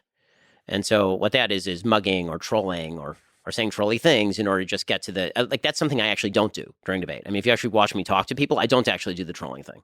The trolling thing is almost solely relegated to Twitter and me making jokes on my show. Mm-hmm. When it comes to actually debating people, that sounds actually a lot like what we're doing right now. It's just the person maybe taking just an obverse position to mine. Mm-hmm. And so that's fine. Usually half of the debate or discussion is me just asking for clarification of terms. Like, what exactly do you mean by this? So I can drill down on where the actual disagreement may lie. Because some of the time people think they're disagreeing and they're actually not disagreeing. Right? Like when I'm talking with Anna Kasparian and she's talking about how corporate and government have too much power together, I'm like, well, you sound like a Tea Party. Like you and I are on the same page about that. That sort of stuff does tend to happen a lot in discussion. I think that when discussion gets termed debate, it's a problem. When debate gets termed discussion, it's even more problematic because debate is a different thing. And I find that your debate and your conversation is often in good faith. You're able to steel man the other side. You're actually listening. You're considering the other side. The times when I see that Ben Shapiro destroys leftists, it's usually just like you said, the other side is doing the trolling, because the people that do criticize you, for that interaction is the people that usually get destroyed are like 20 years old, and they're usually not sophisticated in any kind of degree, in terms of being able to use logic and reason and facts and so on. And that's totally fine, by the way. I mean, if people want to criticize me for speaking on college campuses where a lot of political conversation happens, both right and left, that's fine. I mean, I've had lots of conversations with people on the other side of the aisle, too. I mean, right, I've done podcasts with Sam Harris, and we've talked about atheism, or I've done debates with Anna Kasparian, or I've done a debate with Cenk Uygur, or I've had conversations with lots of people on the other side of the aisle. In fact, I believe I'm the only person on the right who recommends that people listen to shows on the other side of the aisle, right? I mean, I say on my show on a fairly regular basis that people should listen to Pod Save America. Now, no one on Pod Save America will ever say that somebody should listen to my show. That is verboten. That is not something that can be had. It's one of the strangenesses of our politics. It's what I've called the happy birthday problem, which is I have a lot of friends who are of the left and are publicly of the left. And on my birthday, they'll send you a text message, happy birthday, but they will never tweet happy birthday, lest they be acknowledging that you were born of woman, and this can't be allowed. So on the Sunday special, I've had a bevy of people who are on the other side of the aisle, a lot of them, ranging from people in Hollywood like Jason Blum to Larry Wilmore to Sam to just a lot of people on the left. I think we're in the near future probably going to do a Sunday special with Ro Khanna up in California, the California congressperson. Very nice guy. I had him on the show. Like that kind of stuff is fun and interesting. But I think that the easy way out for a clip that people don't like is to either immediately clip the clip. I'll take a 2-minute clip and clip it down to 15 seconds where somebody insults me, and then that goes viral, which is, welcome to the internet. Or to say, well, you're only debating colleges. You're only talking to 20. I talk to a lot more people than that. That's just not the stuff you're watching. You lost your cool in an interview with BBC's Andrew Neil, and you were really honest about it after, which was kind of refreshing and enjoyable. As the internet said, they've never seen anyone lose an interview. So to me, honestly, it was like seeing like Floyd Mayweather Jr. or somebody like knocked down. What was it? Can you take me through that experience? Here's that day. That day is I have a book release, didn't get a lot of sleep the night before. And this is the last interview of the day. And it's an interview with BBC. I don't know anything about BBC. I don't watch BBC. I don't know any of the hosts. So we get on the interview, and it's supposed to be about the book. And the host, Andrew Neil, doesn't ask virtually a single question about the book. He just starts reading me bad old tweets, which I hate. I mean, it's annoying and it's stupid, and it's the worst form of interview. Yeah. When somebody just reads you bad old tweets, especially when I've acknowledged bad old tweets before. And so I'm going through the list with him, and this interview was solidly 20 minutes. I mean, it was a long interview. And we get to, and I make a couple of particularly annoyed mistakes in the interview. So annoyed mistake number one is the ego play, right? So there's a point in the middle of the interview where I say, like, I don't even know who you are, which was true. I didn't know who he was. But it turns out he's a very famous person in Britain. And so you can't make that ego play. But even if he's not famous, that's not it doesn't, right? It's a dumb thing to do, and it's an ass thing to do. So so saying that was more just kind of peak and silliness. So that was mistake. I enjoyed watching that. It was like, oh, Ben is human. Yeah, glad somebody enjoyed it. So there's that, and then the other mistake was that I just don't watch enough British TV. So the way that interviews are done there are much more adversarial than American TV. In American TV, if somebody is adversarial with you, you assume that they're a member of the other side. That's typically how it is.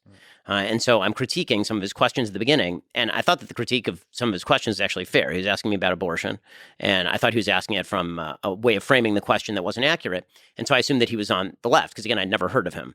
And so, I mischaracterized him, and I apologize later for mischaracterizing him. We finally go through the interview. It's 20 minutes. He just keeps going with the bad old tweets. And finally, I got up and I took off the microphone. I walked out. And immediately, I knew it was a mistake. Like within 30 seconds of the end of the interview, I knew it was a mistake. And that's why even before the interview came out, I believe I corrected the record that Andrew Neil is not on the left. That's a mistake by me. And then, took the hit for a bad interview. And so as far as what I wish I had done differently. I wish I had known who he was. I wish I had done my research. I wish that I had treated it as though there was a possibility that it was going to be more adversarial than it was. Mm-hmm. I think I was incautious about the interview because it was pitched as it's just another book interview. and it wasn't just another book interview. It was treated much more adversarially than that. So I wish that's on me. I got to research the people who are talking to me and watch their shows and learn about that. And then obviously, the kind of gut level appeal to ego or arrogance like that, that's a bad look and shouldn't have done that. And losing your cool is always a bad look. So the fact that sort of became somewhat viral and stood out just shows that it happens so rarely to you. So just to look at like the day in the life of Ben Shapiro, you speak a lot, very eloquently about difficult topics.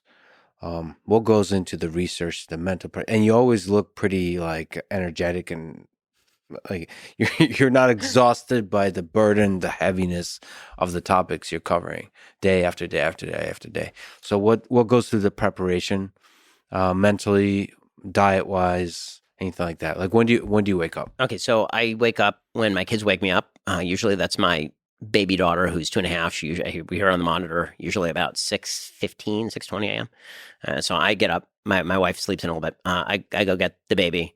Then my son gets up. And then my oldest daughter gets up. I have 8, 6, and 2. The boy's the middle child. Is that both a source of stress and happiness? Oh my God, it's the height of both, right? I mean, it's the source of the greatest happiness. So the way that I characterize it is this: when it comes to sort of kids in life. So when you're single, your boundaries of happiness and unhappiness, you can be a 0 in terms of happiness, you can be like a 10 in terms of happiness. Then you get married and it goes up to like a 20 and a -20 because your happiest stuff is with your wife, and then the most unhappy stuff is when something happens to your spouse. It's the worst thing in the entire world. Then you have kids, and all limits are removed. So the best things that have ever happened to me are things where I'm watching my kids, and they're playing together, and they're being wonderful and sweet and cute, and I love them so much. And the worst things are when my son is screaming at me for no reason because he's being insane, and I have to deal with that, right? I mean, like, or something bad happens to my daughter at school or something like that. That stuff is really bad. So yes, the source of my greatest happiness, the source of my greatest stress. So they get me up at about 6:15 in the morning. I feed them breakfast. I'm kind of scrolling the news while I'm making them eggs, and just updating myself on anything that may have happened overnight. I go into the office, put on the makeup and the wardrobe or whatever, and then I sit down and do the show. A lot of the prep is actually done the night before because the news cycle doesn't change all that much between kind of late at night and in the morning, so I can supplement in the morning. So I do the show. So a lot of the preparation, like thinking through what are the big issues in the world, is done the night before. Yeah, I mean, and that's reading, pretty much all the legacy media. So I rip on legacy media a lot, but that's because a lot of what they do is really good, and a lot of what they do is really bad. I cover a lot of legacy media, so that's probably covering Wall Street Journal, New York Times, Washington Post, Boston Globe, Daily Mail. And then I'll look over at some of the alternative media. I'll look at my own website, Daily Wire. I'll look at Breitbart. I'll look at The Blaze. I'll look at maybe The Intercept. I'll look at a bunch of different sources, and then I will look at different clips online. So Mediaite comes in handy here. Grabian comes in handy here.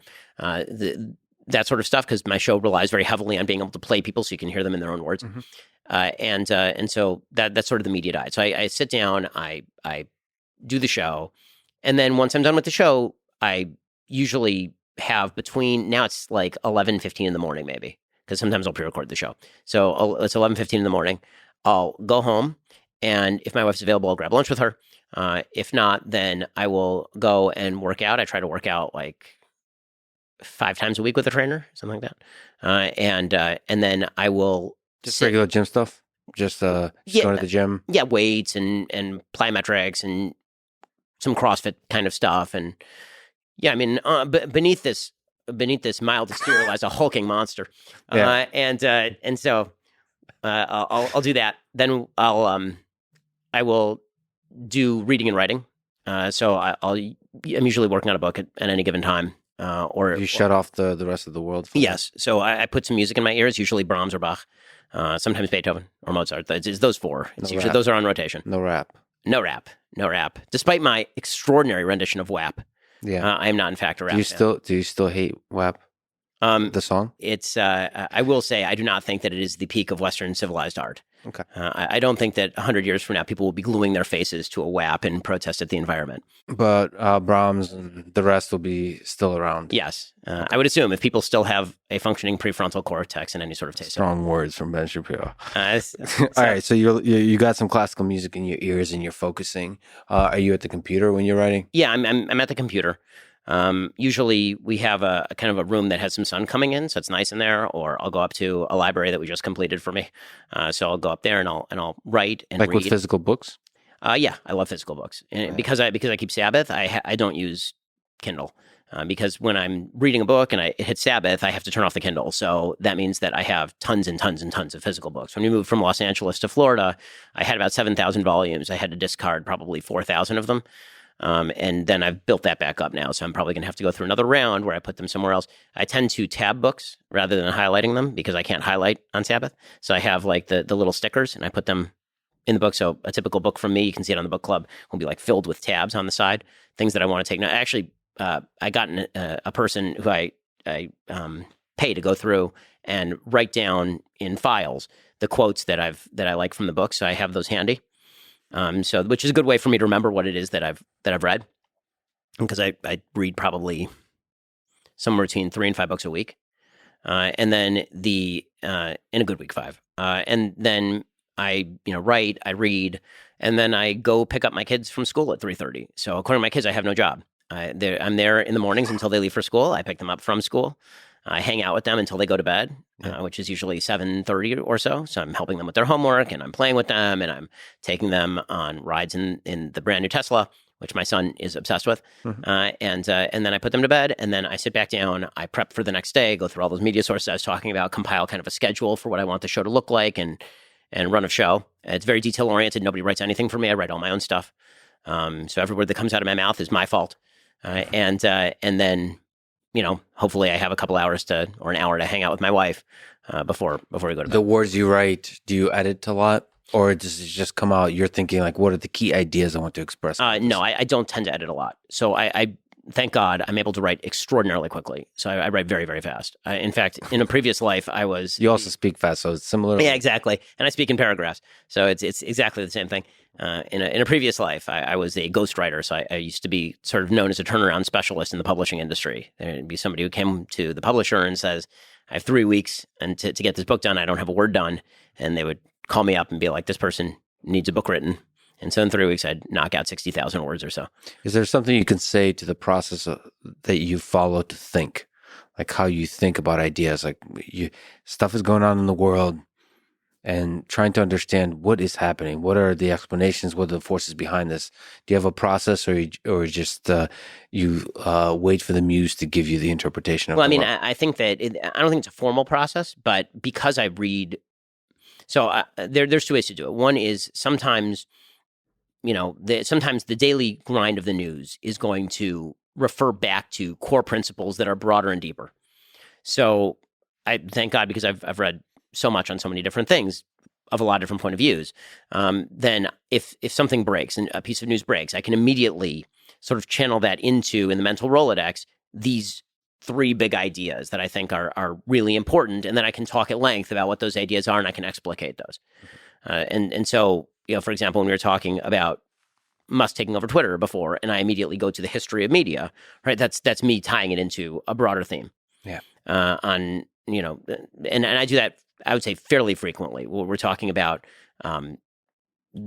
say, subsidization of industry, and I can immediately tie that into, okay, what's the history of subsidization in the United States, going all the way back to Woodrow Wilson and forward through FDR's industrial policy, and how does that tie into sort of broader economic policy internationally?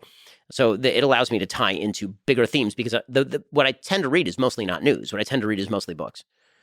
I would say most of my media diet is actually not the stuff. Like that's the icing on the cake, but the actual cake is the hundreds of pages in history, econ, geography that I'm social science that I'm reading every week. And so that sort of stuff allows me to think more deeply about these things. So that's one way of doing it. The other way of doing it is Russia breaks in the news. I don't know anything about Russia. I immediately go and I purchase 5 books about Russia and I read all of them. Mm-hmm. And so one of the unfortunate things about the fortunate thing for me and the unfortunate thing about the world is that and the unfortunate thing about the world is if you read 2 books on a subject, you are now considered by the media an expert on the subject. So that's, sad and shallow, but that is the way that it is. The good news for me is that my job isn't to be a full expert on any of these subjects, and I don't claim to be, right? I'm not a Russia expert. I know enough on Russia to be able to understand when people talk about Russia, what the system looks like, how it works, and all of that, and then to explicate that for the common man, which a lot of people who are infused with the expertise can't really do. If you're so deep in the weeds that you're like a full-on academic expert on a thing, sometimes it's hard to translate that over to a mass audience, which is really my job. Well, I think it can actually, it's funny with the two books, you can actually get a pretty deep understanding if you read and also think deeply about it. It allows you to approach a thing from first principles. A lot of times, if you're a quote unquote expert, you get carried away by the momentum of what the field has been thinking about, versus like stepping back. All right, what is really going on?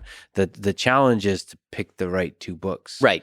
So that usually what I'll try to find is somebody who knows the topic pretty well and have them recommend, or a couple people and have them recommend books. So a couple of years ago, I knew nothing about Bitcoin. I was at a conference and a couple of people who you've had on your show actually were there. And I asked them, give me your top 3 books on Bitcoin. And so then I went and I read like 9 books on Bitcoin. And so if you read 9 books on Bitcoin, you at least know enough to get by. Yeah. And so I can actually explain what Bitcoin is and why it works or why it doesn't work in some cases and what's happening in the markets that way. So that's, very, very helpful. Well, Putin is an example. That's a difficult one to find the right books on. I think the new Tsar is the one I read where it was the most objective. The one I read, I think, about Putin was one called Strongman. And it was very highly critical of Putin, but it gave like a good background on him at the very least. Yeah, so I'm very skeptical sort of things that are very they're critical of Putin. Because it feels like there's activism injected into the history. Like the way The Rise and Fall of the Third Reich is written about Hitler, I like, because there's almost not a criticism of Hitler. It's a description of Hitler, which is very, it's easier to do about a historical figure, which with William Shire, with The Rise and Fall of the Third Reich, it's impressive because he lived through it. But it's very tough to find objective descriptions about the history of the man and a country, of Putin, of Zelensky, of any difficult. Trump is the same. And I feel like everybody that's the hero-villain archetype, right? Yeah. And it's like either somebody's completely a hero or completely a villain. And the truth is, pretty much no one is completely a hero or completely a villain. People, in fact, I'm not sure that I love descriptions of people as heroes or villains generally. I think that people tend to do heroic things or do villainous things. In the same way that I'm not sure I love descriptions of people as a genius. My dad used to say this when I was growing up. He used to say they didn't believe that there were geniuses. He said he believed that there were people with a genius for something. Because people, yes, there are people who have very high IQ and we call them geniuses. But does that mean that they're good at EQ stuff? Not necessarily, but there are people who are geniuses at EQ stuff. In other words, it would be more specific to say that somebody is a genius at engineering than to say just broad spectrum they're a genius. And that does avoid the problem of thinking that they're good at something that they're not good at, right? It's a little more specific. So because you read a lot of books, can you look back, and it's always a tough question because so many, it's like your favorite song, but are there books that have been influential in your life that are impacting your thinking, or maybe ones you go back to that still carry insight for you? The Federalist Paper is a big one in terms of sort of how American politics works. The first econ book that I thought was really great because it was written for teenagers, essentially, is one called Economics in One Lesson by Henry Hazlitt. It's like 150 pages. I recommend it to everybody sort of 15 and up. It's easier than, say, Thomas Sowell's Basic Econ, which is 400 or 500 pages. And it's looking at like macroeconomics, microeconomics, that kind of stuff. Macro. And then in terms of there's a great book by Carl Trueman called Rise and Triumph of the Modern Self, which I think is the best book of the last 10 years. That's been sort of impactful on some of the thoughts I've been having lately. What's the key idea in there? The key idea is that we've shifted the nature of how identity is done in the West from how it was historically done. That basically for nearly all of human history, the way that we identify as human beings is as a mix of our biological drives and then how that interacts with the social institutions around us. Mm-hmm. And so when you're a child, you're a bunch of unfettered biological drives, and it's your parents' job to civilize you. And civilize you literally means bring you into civilization, right? You learn the rules of the road. You learn how to integrate into institutions that already exist and are designed to shape you. And it's how you interact with those institutions that makes you you. It's not just a set of biological drives. And then in the modern world, we've really driven toward the idea that what we are is how we feel on the inside without reference to the outside world. And it's the job of the outside world to celebrate and reflect what we think about ourselves on the inside. Mm. And so what that means is that we are driven now toward fighting institutions because institutions are impositions. So everything around us, societal institutions, these are things that are crimping our style. They're making us not feel the way that we want to feel. And if we just destroy those things, then we'll be freer and more liberated. It's a I think much deeper model of how to think about why our social politics, particularly, are moving in a particular direction. Is that a ground shift has happened in how people think about themselves, and this has had some somewhat kind of shocking effects in terms of social politics. So there's negative consequences in your view of that, but is there also positive consequence of more power, more agency to the individual? I think that you can make the argument that institutions were weighing too heavily in how people form their identity, but I think that what we've done is gone significantly too far on the other side. We basically decided to blow up the institutions in favor of unfettered feeling/identity. And I think that that is not only a large mistake, I think it's going to have dire ramifications for everything from suicidal ideation to institutional longevity in politics and in society more broadly. So speaking about the nature of self, you've been an outspoken proponent of pro-life.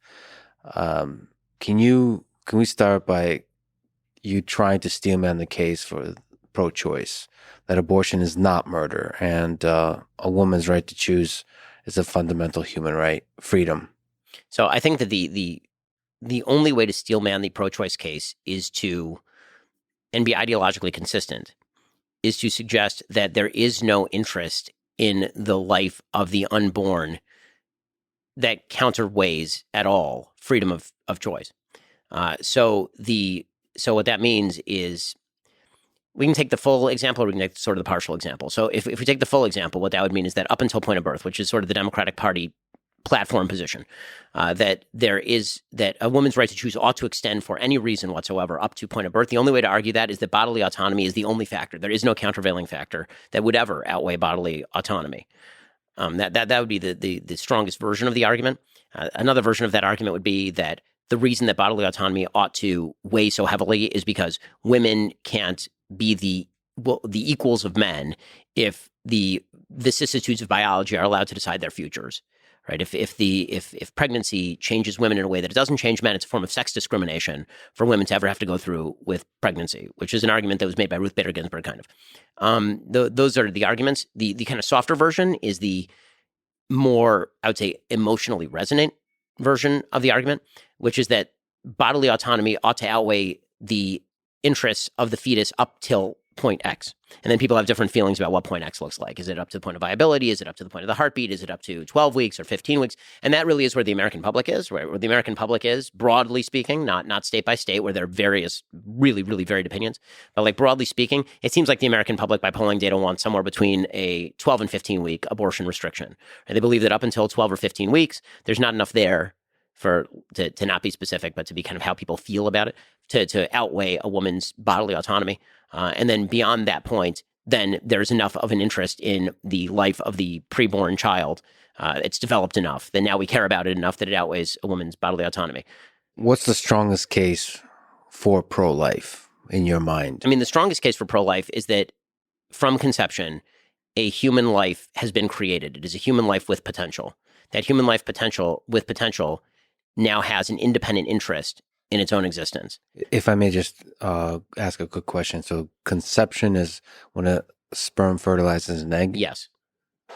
Okay. Just to clarify the biological beginning of what conception means. I mean, because that is the beginning of human life. Now, there are other standards that people have drawn, right? Some people say implantation in the uterus. Some people will suggest viability, some people brain development or heart development. But the clear dividing line between a human life exists and a human life does not exist is the biological creation of an independent human life with its own DNA strands and et cetera, which happens at conception. Once you acknowledge that there is that independent human life with potential, and I keep calling it that because people sometimes say potential human life. It's not a potential human life. It's a human life that is not developed yet to the full extent that it will develop. Once you say that, and once you say that it has its own interest, now the burden of proof is to explain why bodily autonomy ought to allow for the snuffing out of that human life if we believe that human life ought not to be killed for quote unquote no good reason. You have to come up with a good reason, right? The burden of proof is now shifted. Now, you will find people who will say, well, the good reason is that it's not sufficiently developed to outweigh the mental trauma or emotional trauma that a woman goes through if, for example, she was raped or the victim of incest. Okay, and that is a fairly emotionally resonant argument, but it's not necessarily dispositive. You can make the argument that just because something horrific and horrible happened to a woman does not rob the human life of its interest in life.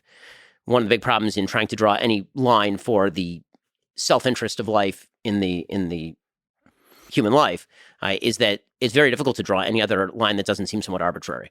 You say that independent heartbeat, well, people have pacemakers. If you say brain function, people have various levels of brain function as adults. If you say viability, babies are not viable after they are born. If I left a newborn baby on a table and did not take care of it, it would be dead in 2 days. So, once you start getting into sort of these lines, it starts to get very fuzzy very quickly. And so if you're looking for sort of a bright line moral rule, that would be the bright line moral rule. And that's sort of the pro-life case. Well, there's still mysterious, difficult scientific questions of things like consciousness. So what does the question of consciousness, how does it come into play into this debate? So I don't believe that consciousness is the sole criterion by which we judge the self-interest in human life. So we are unconscious a good deal of our lives, right? That does not, we will be conscious again, right? When you're unconscious, when you're asleep, for example, presumably your life is still worth living. If somebody came in and killed you, that'd be a serious moral quandary at the very least. But the birth of consciousness, the lighting up of the flame, the initial lighting up of the flame, there does seem to be something special about that. And it's a mystery of when that happens. Well, I mean, Peter Singer makes the case that basically self-consciousness doesn't exist until you're 2.5. Right? So he says that even infanticide should be okay. Right? He's the bioethicist over at Princeton.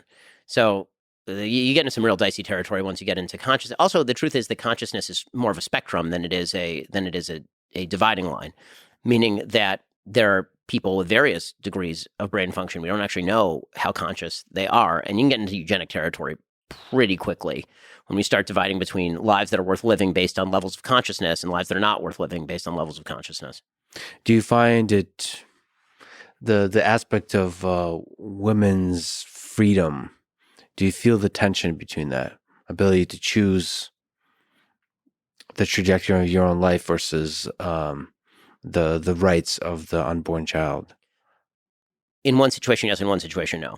If you've had sex with a person voluntarily, and as a product of that, you are now pregnant, no. You've taken an action with a perfectly predictable result. Even if you took birth control, this is the way that human beings have procreated for literally all of human existence. And by the way, also how all mammals procreate. So the idea that this was an entirely unforeseen consequence of your activity, I find I have less sympathy for you in that particular situation, because you could have made decisions that would not lead you to this particular impasse.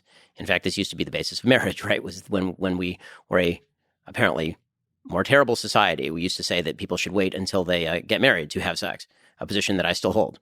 And the reason for that was because then if you have sex and you produce a child, then the child will grow up in a 2-parent family with stability. So, not a ton of sympathy there. When it comes to rape and incest, obviously heavy sympathy. And so that's why I think you see, statistically speaking, a huge percentage of Americans, including many pro-life Americans, people who consider themselves pro-life, would consider exceptions for rape and incest. One of the sort of dishonest things that I think happens in abortion debates is arguing from the fringes. This tends to happen a lot, is pro-choice activists will argue from rape and incest to the other 99.8% of abortions. Or you'll see people on the pro-life side argue from partial birth abortion to all of abortion. You actually have to take on sort of the mainstream case and then decide whether or not that's acceptable or not. But to you, the exception, just ethically, without generalizing it, that is a valid, ethically exception. I don't hold that there should be an exception for rape or incest, because, again, I hold by the bright line rule that once a human life with potential exists, then it has its own interest in life that cannot be curbed by your self-interest. The only exception that I hold by is the same exception that literally all pro-lifers hold by, which is the life of the mother is put in danger. Such a tough topic, because if you believe that that's the line, then we're committing mass murder. Well, or at least mass killing. So I would say that murder typically requires a level of mens rea that may be absent in many cases of abortion. Right? Because the usual follow-on question is, well, if it's murder, why not prosecute the woman? And the answer is because the vast majority of people who are having abortions don't actually believe that they're killing a person. Right? They have a very different view of what is exactly happening. So, I would say that there are all sorts of interesting hypotheticals that come in to play when it comes to abortion, and you can play them any which way. But levels, let's put it this way, there are gradations of wrongs. I don't think that all abortions are equally blameworthy, even if I would ban virtually all of them. Right? I think that there are mitigating circumstances that make, while being wrong, some abortions less morally blameworthy than others. I think that there is I can admit a difference between killing a 2-week-old embryo in the womb and stabbing a 7-year-old in the face. Like I can recognize all that while still saying I think that it would be wrong to terminate a pregnancy. Do you think the question of when life begins, which I think is a fascinating question, is a question of science or a question of religion? I mean, when life begins is a question of science. When that life becomes valuable enough for people to want to protect it, is going to be a question that is beyond science. Science doesn't have moral judgments to make about the value of human life. This is one of the problems that Sam Harris and I have had this argument many times, and it's always kind of interesting, because Sam is of the opinion that you can get to ought from is, right? That science says is, therefore we can learn ought. So human flourishing is the goal of life. And I always say to him, I don't see where you get that from evolutionary biology. You can assume it, just say you're assuming it, but don't pretend that is a conclusion that you can draw straight from biological reality itself, because obviously that doesn't exist in the animal world, for example. Nobody assumes the innate value of every ant. I think I know your answer to this, but let's test it, because I think you're going to be wrong. So there's a robot behind you. Do you think there will be a time in the future when it will be unethical and illegal to kill a robot because they will have sentience? My guess is you would say no, Lex. Because there's a fundamental difference between humans and robots, and I just want to get you on record because I think you'll be wrong. I mean, it depends on the level of development, I would assume, of the robots. I mean, you're assuming a complexity in the robots that eventually imitates what we in the religious life would call the human soul. Yes. The ability to choose freely, for example. Yes. Which I believe is sort of the capacity for human beings. The ability to suffer. Yeah. If all of that could be proved and not programmed, meaning the freely willed capacity of a machine to do X, Y, or Z. You could not pinpoint exactly where it happens in the program. Right. Yeah. It's not deterministic. Yeah. Then it would raise serious moral issues, for sure. I'm not sure I know the answer to that question. Are you afraid of that time? I'm not sure I'm afraid of that time. I mean, it's any more than I'd be afraid if aliens arrived in the world and had these characteristics. Well, there's just a lot of moral complexities, and they don't necessarily have to be in the physical space. They can be in the digital space. There's an increased sophistication and number of bots on the internet, including on Twitter. As they become more and more intelligent, there's going to be serious questions about what is our moral duty to protect ones that have or claim to have an identity. And that'll be really interesting. Actually, what I'm afraid of is the opposite happening, meaning that people, the worst that should happen is that we develop robots so sophisticated that they appear to have free will, and then we treat them with human dignity.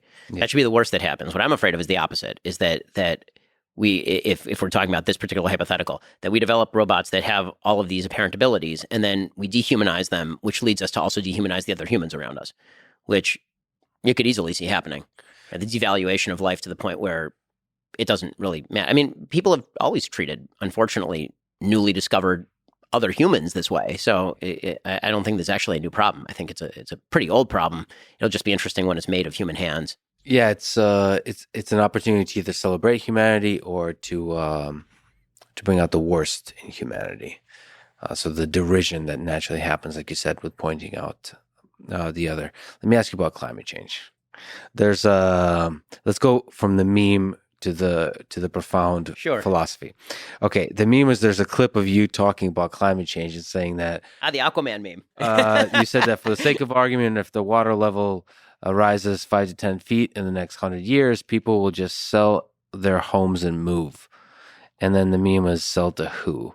Can you argue both sides of that? The argument that they're making is a straw man. The argument that I'm making is over time. I don't mean that if a tsunami is about to hit your house, you can list it on eBay. That's not what I mean, obviously. What I mean is that human beings have an extraordinary ability to adapt. It's actually our best quality.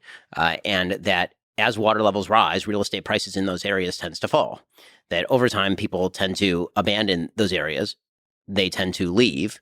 They tend to, right now, sell their houses, and then they tend to move. And eventually, those houses will be worthless, and you won't have anybody to sell to, but presumably not that many people will be living there by that point, which is one of the reasons why the price would be low, because there's no demand. So it's over 100 years, so all of these price dynamics are very gradual relative to the other price dynamics. Correct. That's why the joke of it, of course, is that, like, I'm saying that tomorrow there's a tsunami on your doorstep, and you're like, oh, Bob will buy my house. Bob ain't going to buy your house. Like, we all get that. But it's a funny meme. I'll admit I laughed at it. How's your view on climate change? The human contribution to climate change, what we should do in terms of policy to respond to climate change, how has that changed over the years? I would say the truth is for years and years, I've believed that climate change was a reality and that anthropogenic climate change is a reality. I don't argue with the IPCC estimates. I know climatologists at places like MIT or Caltech, and they know this stuff better than I do. So, the notion that climate change is just not happening or that human beings have not contributed to climate change, I find doubtful. The question is to what extent human beings are contributing to climate change. Is it 50%? Is it 70%? Is it 90%? I think there's a little bit more play in the joints there, so it's not totally clear. The one thing I do know, and this I know with factual accuracy, is that all of the measures that are currently being proposed are unworkable and will not happen. So when people say Paris Climate Accords, even if those were imposed, you're talking about lowering the potential trajectory of climate change by a fraction of a degree. If you're talking about Green New Deal, net zero by 2050, the carbon is up there in the air and the climate change is going to happen. Also, you're assuming that geopolitical dynamics don't exist. So everybody's going to magically get on the same page and we're all going to be imposing massive carbon taxes to get to net zero by 2050. I mean, like hundreds of times higher than they currently are. And that's not me saying, that's Klaus Schwab saying this of the World Economic Forum, who's a big advocate of exactly this sort of policy. And the reality is that we're going to have to accept that at least 1.5 degrees Celsius of climate change is baked into the cake by the end of the century. Again, not me talking, William Nordhaus, the economist who just won the Nobel Prize in this stuff talking. And so what that suggests to me is what we've always known. Human beings are crap at mitigation and excellent at adaptation. Right? We are very bad at mitigating our own faults. We are very, very good at adapting to the problems as they exist. Which means that all of the estimates that billions will die, that there will be mass starvation, that we will see the migration in just a few years of hundreds of millions of people, those are wrong. What you'll see is a gradual change of living. People will move away from areas that are inundated on the coasts. You will see people building seawalls. You'll see people adapting new technologies to suck carbon out of the air. You will see geoengineering. This is the sort of stuff that we should be focused on. And the sort of bizarre focus on what if we just keep tossing hundreds of billions of dollars at the same three technologies over and over in the hopes that if we subsidize it, this will magically make it more efficient. I've seen no evidence whatsoever that is going to be the way that we get ourselves out of this. Necessity being the mother of invention. I think human beings will adapt because we have adapted and we will continue to adapt. So to the degree we invest in the threat of this, it should be into the policies that help with the adaptation versus the mitigation. Right. Seawalls, geoengineering, developing technology, suck carbon out of the air. Again, if I thought that there was more sort of hope for the green technologies currently in play, then subsidization of those technologies I might be a little bit more for. But I haven't seen tremendous progress over the course of the last 30 years in the reliability of, for example, wind energy or the ability to store solar energy to the extent necessary to actually power a grid. What's your thoughts on nuclear energy? Nuclear energy is great. Nuclear energy is a proven source of energy, and we should be radically extending the use of nuclear energy. It's one to me, honestly, this is like a litmus test question as to whether you take climate change seriously. If you're on right or left and you take climate change seriously, you should be in favor of nuclear energy. If you're not, I know that you have other priorities. Yeah, the fascinating thing about the climate change debate is the dynamics of the fear-mongering over the past few decades, because some of the nuclear energy was tied up into that somehow. There's a lot of fear about nuclear energy. It seems like there's a lot of social phenomena, social dynamics involved versus dealing with just science. It's interesting to watch. If on my darker days, it makes me cynical about our ability to use reason and science to deal with the threats of the world. I think that our ability to use reason and science to deal with the threats of the world is almost a time frame question. So I think that we're very bad at looking down the road and saying, because people can't handle, for example, even things like compound interest. Yeah. Right? Like the idea that if I put $1 in the bank today, that 15 years from now, that's going to be worth a lot more than $1. People can't actually see that. And so the idea of let's foresee a problem and then we'll deal with it right now, as opposed to 30 years down the road. Typically, we let the problem happen and then we solve it. And it's bloodier and worse than it would have been if we had solved it 30 years ago. But it is, in fact, effective. And sometimes it turns out the solution that we're proposing 30 years in advance is not effective. And that can be a major problem as well. Well, that's then to steelman the case for fear-mongering, for irrational fear-mongering. We need to be scared shitless in order for us to do anything. Yeah. So that's I'm generally against that, but maybe on a population scale, maybe some of that is necessary for us to respond appropriate for long-term threats. We should be scared shitless. But I don't think that we can actually do that, though. First of all, I think that it's platonic lies are generally bad, and then second of all, I don't think that we actually have the capacity to do this. I think that the people who are, the sort of elites of our society who get together in rooms and talk about this sort of stuff. And I've been in some of those meetings at my synagogues Friday nights. Actually, no, but but I was going to make the joke, but I'm glad you did. Yeah, I've been in rooms like Davos-like rooms, and when people discuss these sorts of topics, and they're like, "What if we just tell people that it's going to be a disaster with tsunamis and day after tomorrow?" It's like, you guys don't have that power. You don't. And by the way, you dramatically undercut your own power because of COVID to do this sort of stuff. Because a lot of the sort of, what if we scare the living hell out of you to the point where you stay in your own house for 2 years, and we tell you can't send your kids to school, and then we tell you that the vaccine is going to prevent transmission, and then we also tell you that we need to spend $7 trillion in 1 year and it won't have any inflationary effect, and it turns out you're wrong on literally all of those things. The last few years have done more to undermine institutional trust than any time in probably American history. It's pretty amazing. Yeah, I tend to agree with the only thing we have to fear is fear itself. Let me ask you back to the question of God. And a big ridiculous question: who's God? Who is God? So I'm going to use sort of the Aquinas formulation of what God is, right? That if there is a cause of all things, not physical things, if there is a cause underlying the reason of the universe, then that is the thing we call God. So not a big guy in the sky with a beard. Like he is the force underlying the logic of the universe, if there is a logic to the universe, and he is the creator in the Judaic view of that universe, and he does have an interest in us living in accordance with the laws of the universe that, if you're a religious Jew, are encoded in the Torah, but if you're not a religious Jew, it would be encoded in the natural law by sort of Catholic theology. Why do you think God created the universe? Or as popularly asked, what do you think is the meaning behind it? What's the meaning of life? What's the meaning of life? So I think that the meaning of life is to fulfill what God made you to do, and that is a series of roles. I think that human beings, and here you have to look to sort of human nature rather than looking kind of to big questions. I've evolved something that I've really been working on, and I'm writing a book about this actually, that I call colloquially role theory. And basically the idea is that the way that we interact with the world is through a series of roles. And those are also the things we find most important and most implementable. Right? There's sort of virtue ethics, right, which suggests that if we act in accordance with virtue, like Aristotle, then we will be living the most fulfilled and meaningful life. And then you have sort of deontological ethics, like Kantian ethics, that it's a rule-based ethic. If you follow the rules, then you'll find the meaning of life. And then what I'm proposing is that there's something that I would call role ethics, which is there are a series of roles that we play across our lives, which are also the things that we tend to put on our tombstones and find the most meaningful. So when you go to a cemetery, you can see what people found the most meaningful because it's the stuff they put on the stone that has like 4 words on it, right? Like beloved father, beloved mother, sister, brother. And you might have a job once in a while, a creator, a religious person, right? These are all roles that have existed across societies and across humanity. And those are the things where we actually find meaning. And the way that we navigate those roles brings us meaning. And I think that God created us in order to fulfill those roles for purposes that I can't begin to understand because I ain't him. And the more we recognize those roles and the more we live those roles, and then we can express freedom within those roles. I think that the liberty exists inside each of those roles, and that's what makes all of our lives different and fun. We all parent in different ways, but being a parent is a meaningful role. We all have spouses, but how you interact that relationship is what makes your life meaningful and interesting.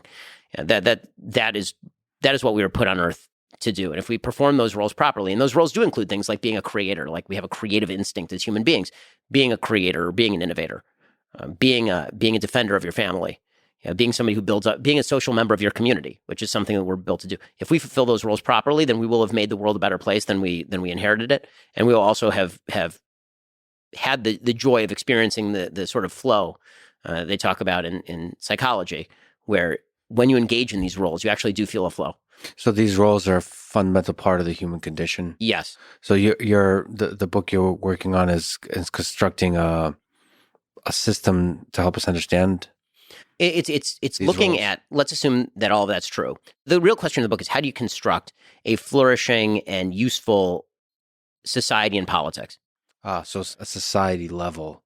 if this is our understanding of a human being, how do we construct a good society? Right, exactly. Because I think that a lot of political theory is right now based in either J.S. Mill kind of thought, which is all that a good politics does allows you to wave your hand around until you hit somebody in the face, or Rawlsian thought, which is what if we constructed society in order to achieve the most for the least, essentially? What if we constructed society around what actually makes humans the most fulfilled, and that is the fulfillment of these particular roles? And where does liberty come into that, right? How do you avoid the idea of a tyranny in that? Right? How do you have to be a mother, you must be a father, you must be where does freedom come into that? Can you reject those roles totally as a society and be okay? The answer probably is not. So you need a society that actually promotes and protects those roles, but also protects the freedom inside those roles. And that raises a more fundamental question of what exactly liberty is for. And I think that both the right and the left actually tend to make a mistake when they discuss liberty. The left tends to think that liberty is an ultimate good, that simple choice makes a bad thing good, which is not true. And I think the right talks about liberty in almost the same terms sometimes. And I think that's not true either. The question is whether liberty is of inherent value or instrumental value. Is liberty good in and of itself, or is liberty good because it allows you to achieve X, Y, or Z? And I've thought about this one a lot, and I tend to come down on the latter side of the aisle. I mean, you asked me areas where I moved. This may be an area where I've moved. Is that I think when you think more shallowly about politics, or maybe more quickly, because this is how we talk in America, is about liberties and rights. We tend to think that the right is what not like the political right. Rights make things good. Liberties make things good. The question really is, what are those rights and liberties for? Yeah. Now, you have to be careful so that doesn't shade into tyranny, right? You can only have liberty to do the thing that I say that you can do. But there have to be spheres of liberty that are roiling and interesting and filled with debate, but without threatening the chief institutions that surround those liberties. Because if you destroy the institutions, the liberties will go too. Right? If you knock down the pillars of the society, the liberties that are on top of those pillars are going to collapse. And I think that's, if people are feeling as though we're on the verge of tyranny, I think that's why. This is fascinating, by the way. It's an instrumental perspective on liberty. That's going to have to give me a lot to think about. Let me ask a personal question. Was there ever a time that you had a crisis of faith where you questioned your belief in God? Sure.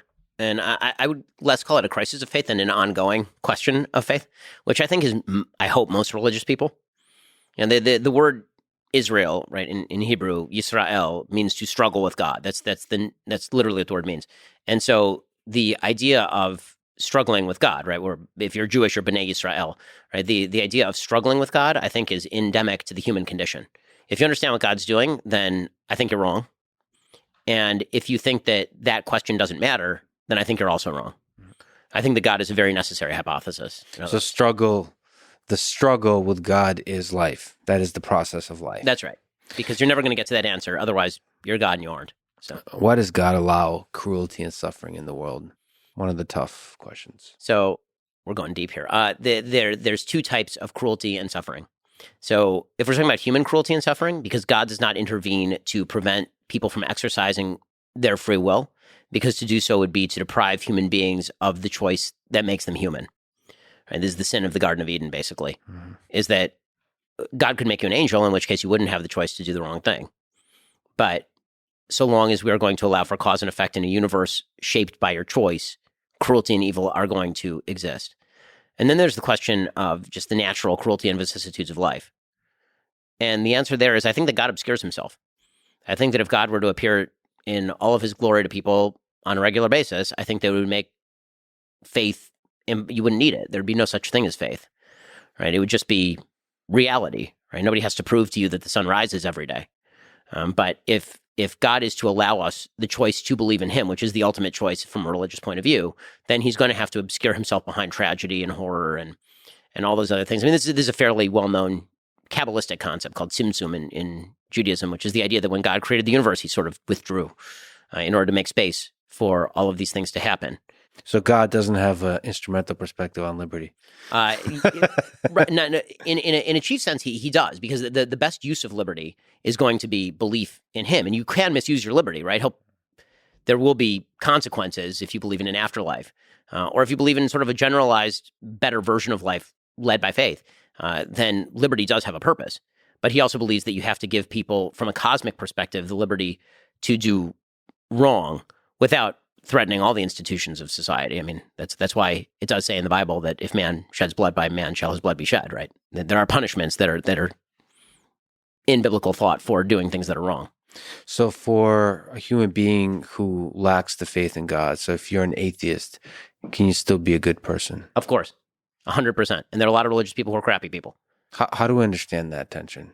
Well, from a religious perspective, what you would say is that it is perfectly plausible to live in accordance with a set of rules that don't damage other people without believing in God. You just might be understanding the reason for doing that wrong, is what a religious person would say. This is the conversation, again, that I had with Sam, basically, is you and I agree. I said this to Sam. You and I agree on nearly everything when it comes to morality. Like, we probably disagree on 15 to 20% of things. The other 80% is because you grew up in a Judeo-Christian society, and so do I. And we grew up 10 miles from each other, around the turn of the millennium. So there's that. So you can perfectly well be an atheist living a good, moral, decent life, because you can live a good, moral, decent life with regard to other people without believing in God. I don't think you can build a society on that, because I think that, that relies on the sort of goodness of mankind, natural goodness of mankind. I don't believe in the natural goodness of mankind. You don't? No. I believe that man is created both sinful and with the capacity for sin and the capacity for good.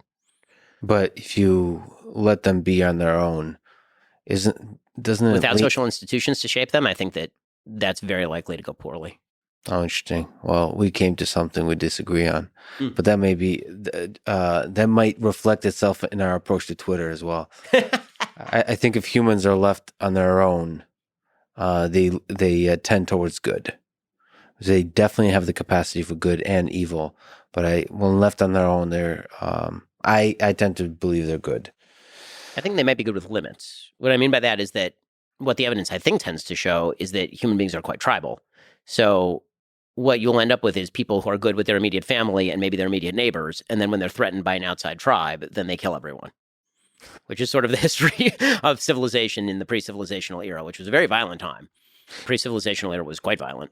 Do you think, on the topic of tribalism in our modern world, what are the pros and cons of tribes? Is that something where we should try to outgrow as a civilization? I don't think it's ever going to be possible to fully outgrow tribalism. I think it's a natural human condition to want to be with people who think like you or have a common set of beliefs.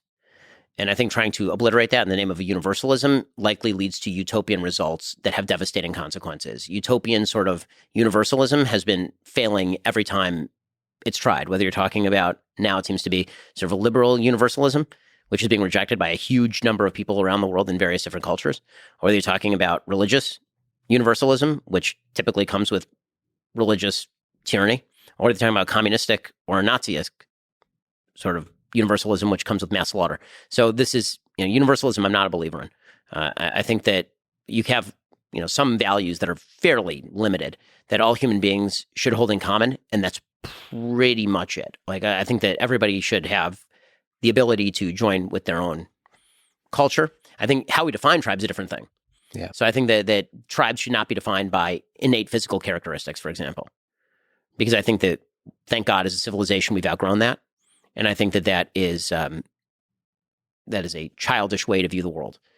And all the tall people aren't a tribe. All the black people aren't. All the white people aren't a tribe. So the tribes should be formed over ideas versus physical characteristics. That's right. Which is why, actually, to go back to sort of the beginning of the conversation, when it comes to Jews, I'm not a big believer in ethnic Judaism. Right. I'm as a person who takes Judaism seriously, Judaism is more to me than you were born with a last name like Berg or Steen. And so I've made Hitler controversial. would disagree with you, but he would disagree with me, but that's because he was a tribalist, right? Who thought in racial terms. So maybe robots will help us see humans as one tribe. Maybe that, as long this is Reagan's idea, right? Reagan said, "Well, if there's an alien invasion, then we'll all be on the same side. So I'll go over to the Soviets and we'll talk about it." There's some deep truth to that. What does it mean to be a good man? The various role that a human being takes on in this role theory that you've spoken about. What does it mean to be good? It means to perform. Now I will do Aristotle. It means to perform the function well. Right? What Aristotle says is the good is not like moral good, moral evil, in the way that we tend to think about it. He meant that a good cup holds liquid, and a good spoon holds soup. It means that like a thing that is broken can't hold those things, right? So The idea of being a good person means that you are fulfilling the function for which you were made. Mm-hmm. It's a teleological view of humanity. So if you're a good father, this means that you are bringing up your child in durable values that is going to bring them up healthy, capable of protecting themselves and passing on the traditional wisdom of the ages to future generations while allowing for the capacity for innovation. That'd be being a good father. Right? Being a good spouse would mean protecting and unifying with your spouse and building a safe family and a place to raise children. Being a good citizen of your community means protecting the fellow citizens of your community while incentivizing them to build for themselves. And it becomes actually much easier to think of how to, this is why I like the role theory, because it's very hard, sort of in virtue theory, to say, be generous. Okay, how does that manifest? I don't know what that looks like. Sometimes being generous might be being not generous to other people, right? When Aristotle says that you should be benevolent, like what does that mean? This is very vague. When I say be a good dad, most people sort of have a gut level understanding of what it means to be a good dad. And mostly what they have a gut level understanding of what it means to really be a really bad dad. And so what it means to be a good man is to fulfill those roles, as many of them as you can, properly and at full function. And that's a very hard job. And I've said before that, because I engage a lot with the public and all of this, the word great comes up a lot. What does it take to be a great leader? What does it take to be a great person? And what I've always said to people is it's actually fairly easy to be great. It's very difficult to be good.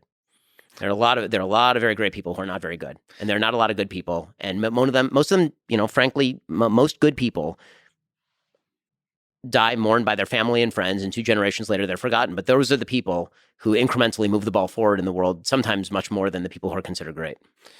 Understand the role in your life that involves being a cup and be damn good at it. Exactly. That's right. Hold the soup. It's very Jordan Peterson of there. Yeah, it's exactly. very like Lobster with Jordan Peterson. Exactly. I think people will quote you for years and years to come on that. What advice would you give? A lot of young people look up to you. What advice, despite their better judgment? No, I'm just kidding. I'm just maybe only kidding. Only kidding. They seriously look up to you and draw inspiration from your ideas, from your bold thinking. What advice would you give to them? How to live a life worth living? How to have a career they can be proud of, and everything like that. So live out the values that you think are really important and seek those values in others would be the first piece of advice. Second piece of advice, don't go on Twitter until you're 26. And 26? Because your brain is fully developed at that point. As I said early on, I was on social media and writing columns from the time I was 17.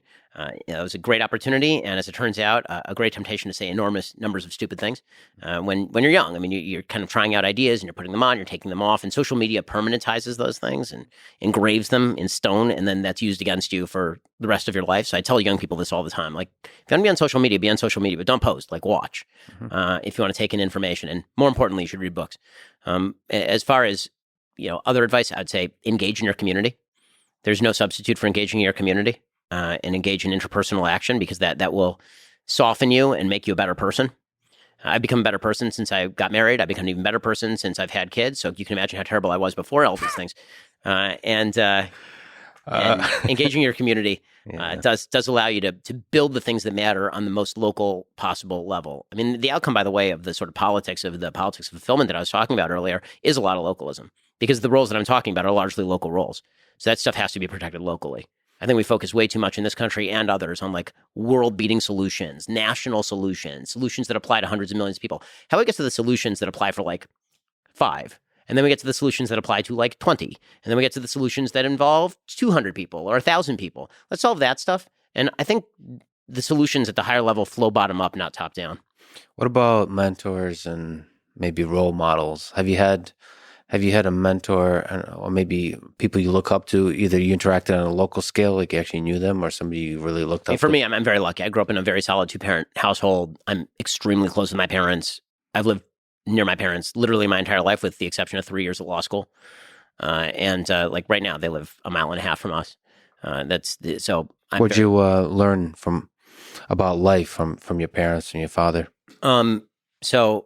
Oh man, so many things from my parents. That's good and bad. That's a hard one. I mean, I think the good stuff from my dad is that you should hold true to your values. He's very big on, you have values, those values are important, hold true to them. Did you understand what your values are, what your principles are early on? Fairly quickly, yeah. Yeah. And so, he was very big on that, which is why, for example, I get asked a lot in the Jewish community why I wear a kippah. And the answer is, it never occurred to me to take off the kippah. I always wore it. why would I take it off at any point? That's the life that I want to live, and that's the way it is. Yeah, so that was a big one from my dad. From my mom, practicality. My dad is more of a dreamer. My mom is much more practical. Mm-hmm. And so, the sort of lessons that I learned from my dad are that you can have this is sort of the counter lesson is that you can have a good idea, but if you don't have a plan for implementation, then it doesn't end up as reality. And I think actually he's learned that better over the course of his life too. But my dad, from the time I was very young, he wanted me to engage with other adults, and he wanted me to learn from other people. And one of his rules was if he didn't know something, he would find somebody who he thought did know the thing for me to talk to. That was a big thing. So I'm very lucky. I have wonderful parents. As far as sort of other mentors, in terms of the media, Andrew Breitbart was a mentor. Andrew, obviously, he was kind of known in his latter days, I think, more for the militancy than when I was very close with him. So for somebody like me who knows more about the militancy, can you tell me what makes him a great man? What made Andrew great is that he engaged with everyone. I mean, everyone. So there are videos of him rollerblading down the boulevard, and people would be protesting, and he would literally like rollerblade up to them, and he would say, "Let's go to lunch together," and he would just do this. Like, that's actually who Andrew was. What was the thinking behind that? That's who he was. He was just garrulous. He was much more outgoing than I am. Actually, he was very warm with people. Like for me, I would say that with Andrew, I knew Andrew for, let's say, I met him when I was 16. He passed away when I would have been 28. So I knew Andrew for 10, 12 years. Mm-hmm. And people who met Andrew for about 10 minutes knew Andrew 99% as well as I knew Andrew, because he was just all out front. Like everything was out here, and he loved talking to people. He loved engaging with people. And so this made him a lot of fun and unpredictable and fun to watch and all of that. And then I think Twitter got to him. I think by Twitter is one of the lessons I learned from Andrew is the counter lesson, which is Twitter can poison you. Twitter can really wreck you. If you spend all day on Twitter reading the comments and getting angry at people who are talking about you, it becomes a very difficult life. And I think that, in the last year of his life, Andrew got very caught up in that because of a series of sort of circumstances. It can actually affect your mind. It can actually make you resentful, all that kind of stuff. I tend to agree with that. So, but the lesson that I learned from Andrew is engage with everybody, take joy in sort of the mission that you're given. And you can't always fulfill that. Sometimes it's really rough and difficult. I'm not going to pretend that it's all fun and rainbows all the time, because it isn't.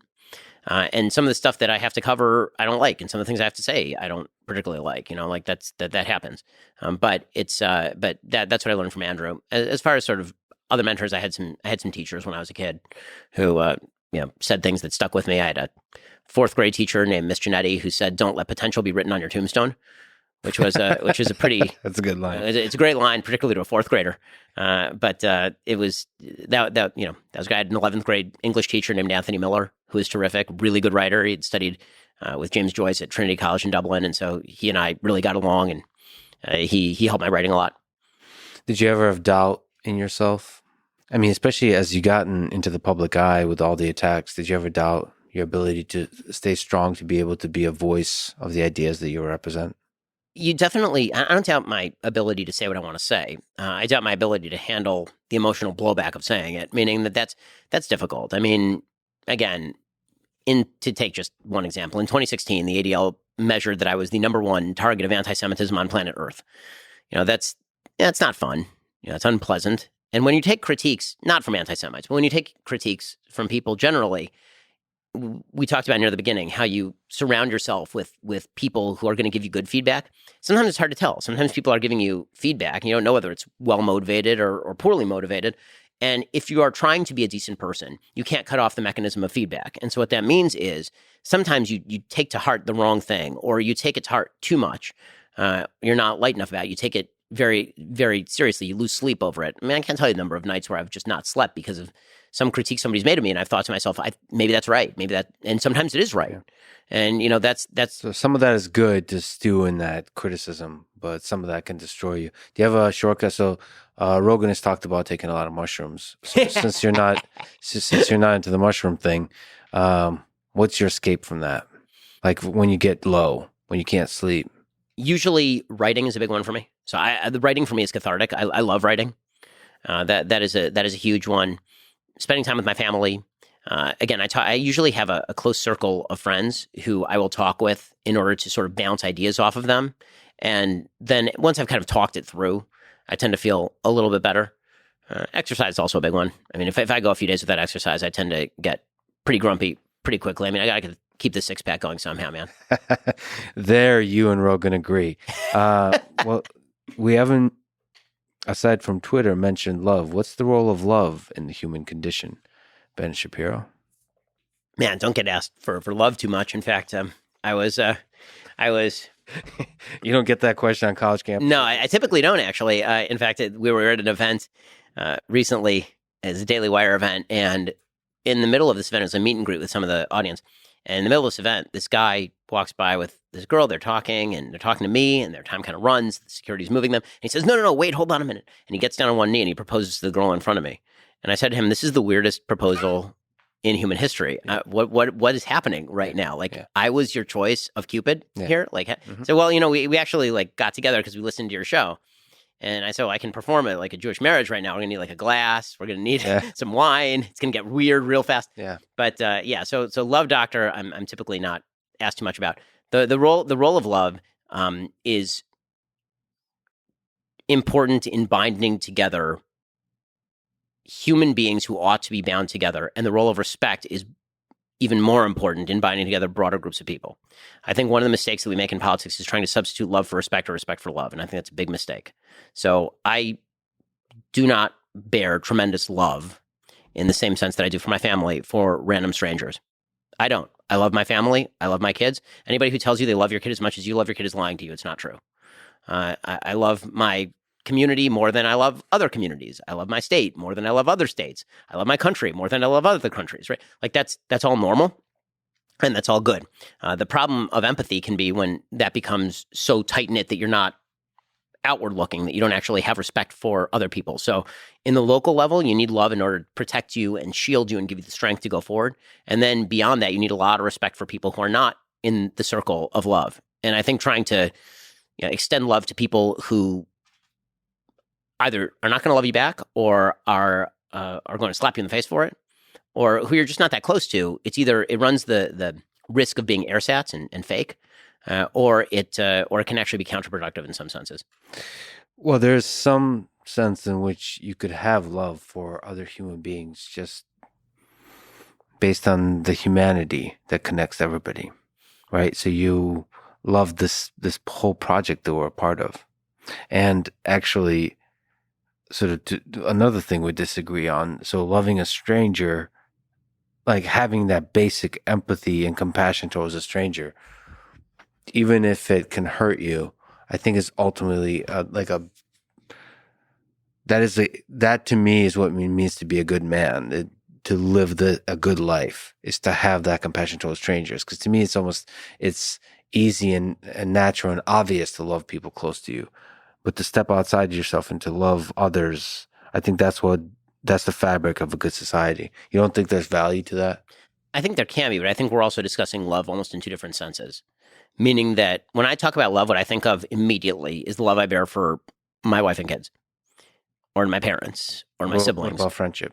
Or the love of my close friends. Yeah. Okay, but I think that it's that using that same term to describe how I feel about strangers, I think would just be inaccurate. And so that's why I'm suggesting that respect might be a more solid and realistic foundation for the way that we treat people far away from us or people who are strangers. Respect for their dignity, respect for their priorities, respect for their role in life. It might be too much of an ask, in other words. There might be the rare human being who's capable of literally loving a homeless man on the street the way that he loves his own family.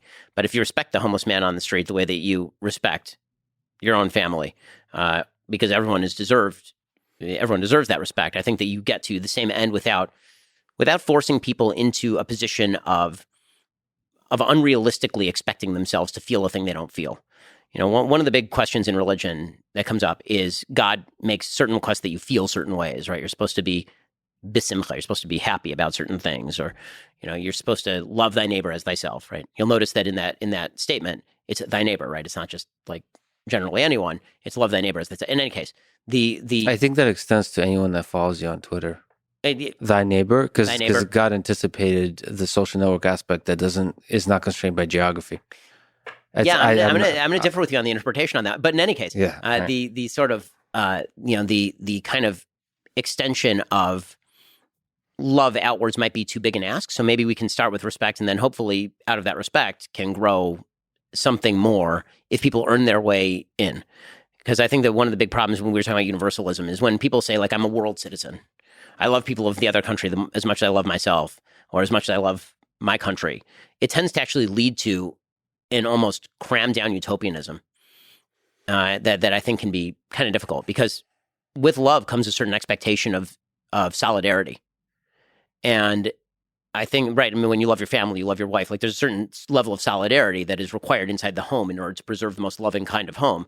And so if you love everybody, then that sort of implies a certain level of solidarity that may not exist. So maybe the idea is, from me, start with respect, and then maybe as people respect each other more, then love is an outgrowth of that, as opposed to starting with love and then hoping that respect develops. Yeah, there's a danger that that word becomes empty and instead is used for dogmatic kind of utopianism. I mean, this is the way that, for example, religious theocracies very often work. We love you so much we have to convert you. So let's start with respect. What I would love to see after our conversation today is to see a Ben Shapiro that continues the growth on Twitter of being even more respectful than you've already been, and maybe one day converting that into love on Twitter.